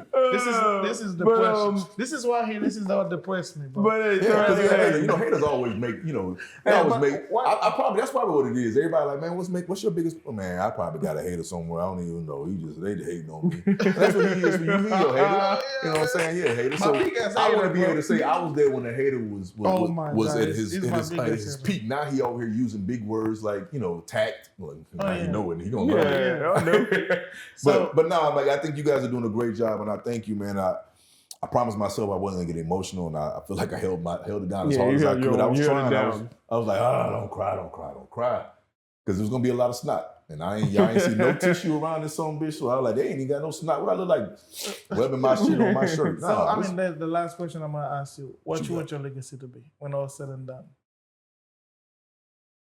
Good question. I want my legacy to. My legacy starts with those individuals I named earlier. I don't care about this book selling 1 million copies or any of my books selling 1 million copies or being on Tyler Perry or Tyler Perry making a movie or anything like that. I don't care about the monetary stuff. I don't care about any of that.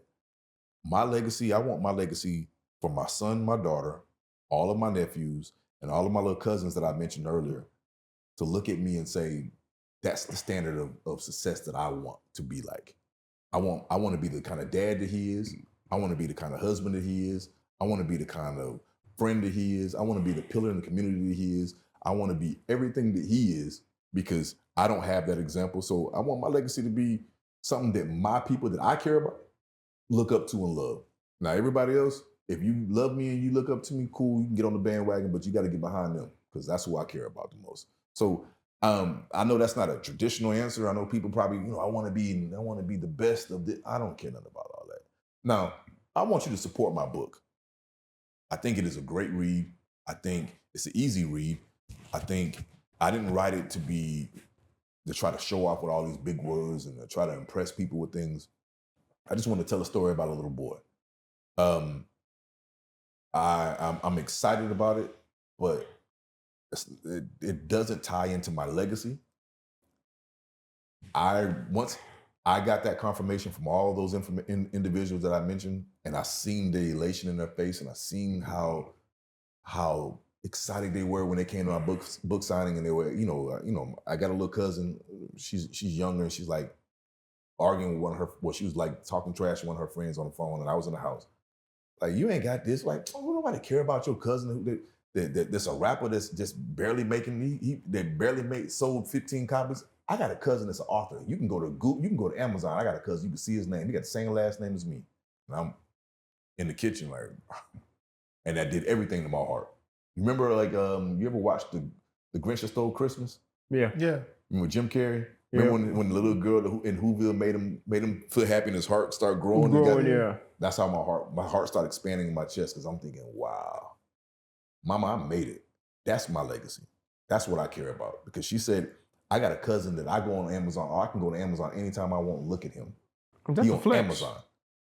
So that's my legacy is that flex for them to be able to flex and tell their friends, bro, I'm a Latchison. Look, boom, boom, boom. What's your last name? Herger? And I don't see nothing on you. And you ain't even related to that little white person that's right there. You black in the ace of spades. So that ain't you. Man, that's my cousin.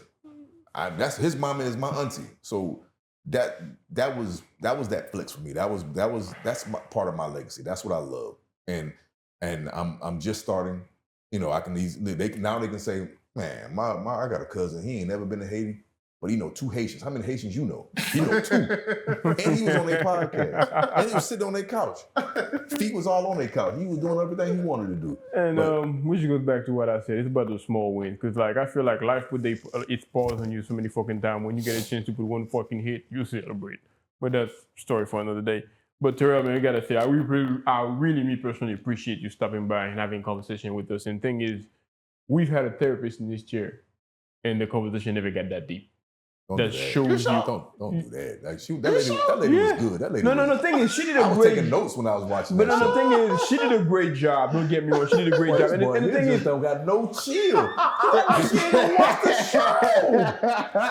Look, man, I think you did it phenomenal. I was taking notes. I was like, yeah, she's on. Yeah, but don't get me wrong. Back on the show, I'm not trying to clean it up. Narcissism is wrong. I'm not trying to clean it up. We had a great conversation with me and the therapist, but I feel felt like the conversation. What I say, I stand behind it. Yes, we did. I did have a great You've been saying conversation a with bunch of therapist. bullshit though. But with you, I feel like the conversation never got that deep in a sense. But of course, she approached it as a therapist in a sense, and then she never kind of approached it in your way. But I feel like, within my opinion, if I dare to have one, this conversation with you was more in depth to me. But that's what I'm gonna say. I appreciate that. I appreciate your candor. And she's coming back And next she's week. coming back too. I'm sure I'm gonna hear about it. She's coming back next She's week. coming back. But And I want to say, hey, look, don't come at me. Come at him. Look, I don't know nothing about nothing. Like, I'm depressed. Yeah. Whatever excuse I got to use, don't come at But me. yeah, but I said I'm gonna stand behind it, and like when she gets here and approach it, I'm gonna tell her what I meant behind it, where I was coming from. Like I have no ill intent,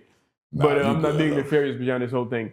But to conclude this whole thing, as per always, the viewers follow, like, share, and subscribe. As you can tell, we had a great conversation with Mr. Terrell right here, and that was a deep conversation to me. And I felt like I've grown every time I had a chance to sit down and talk to him. And I don't say that about a lot of guests, because with me, I keep it 100.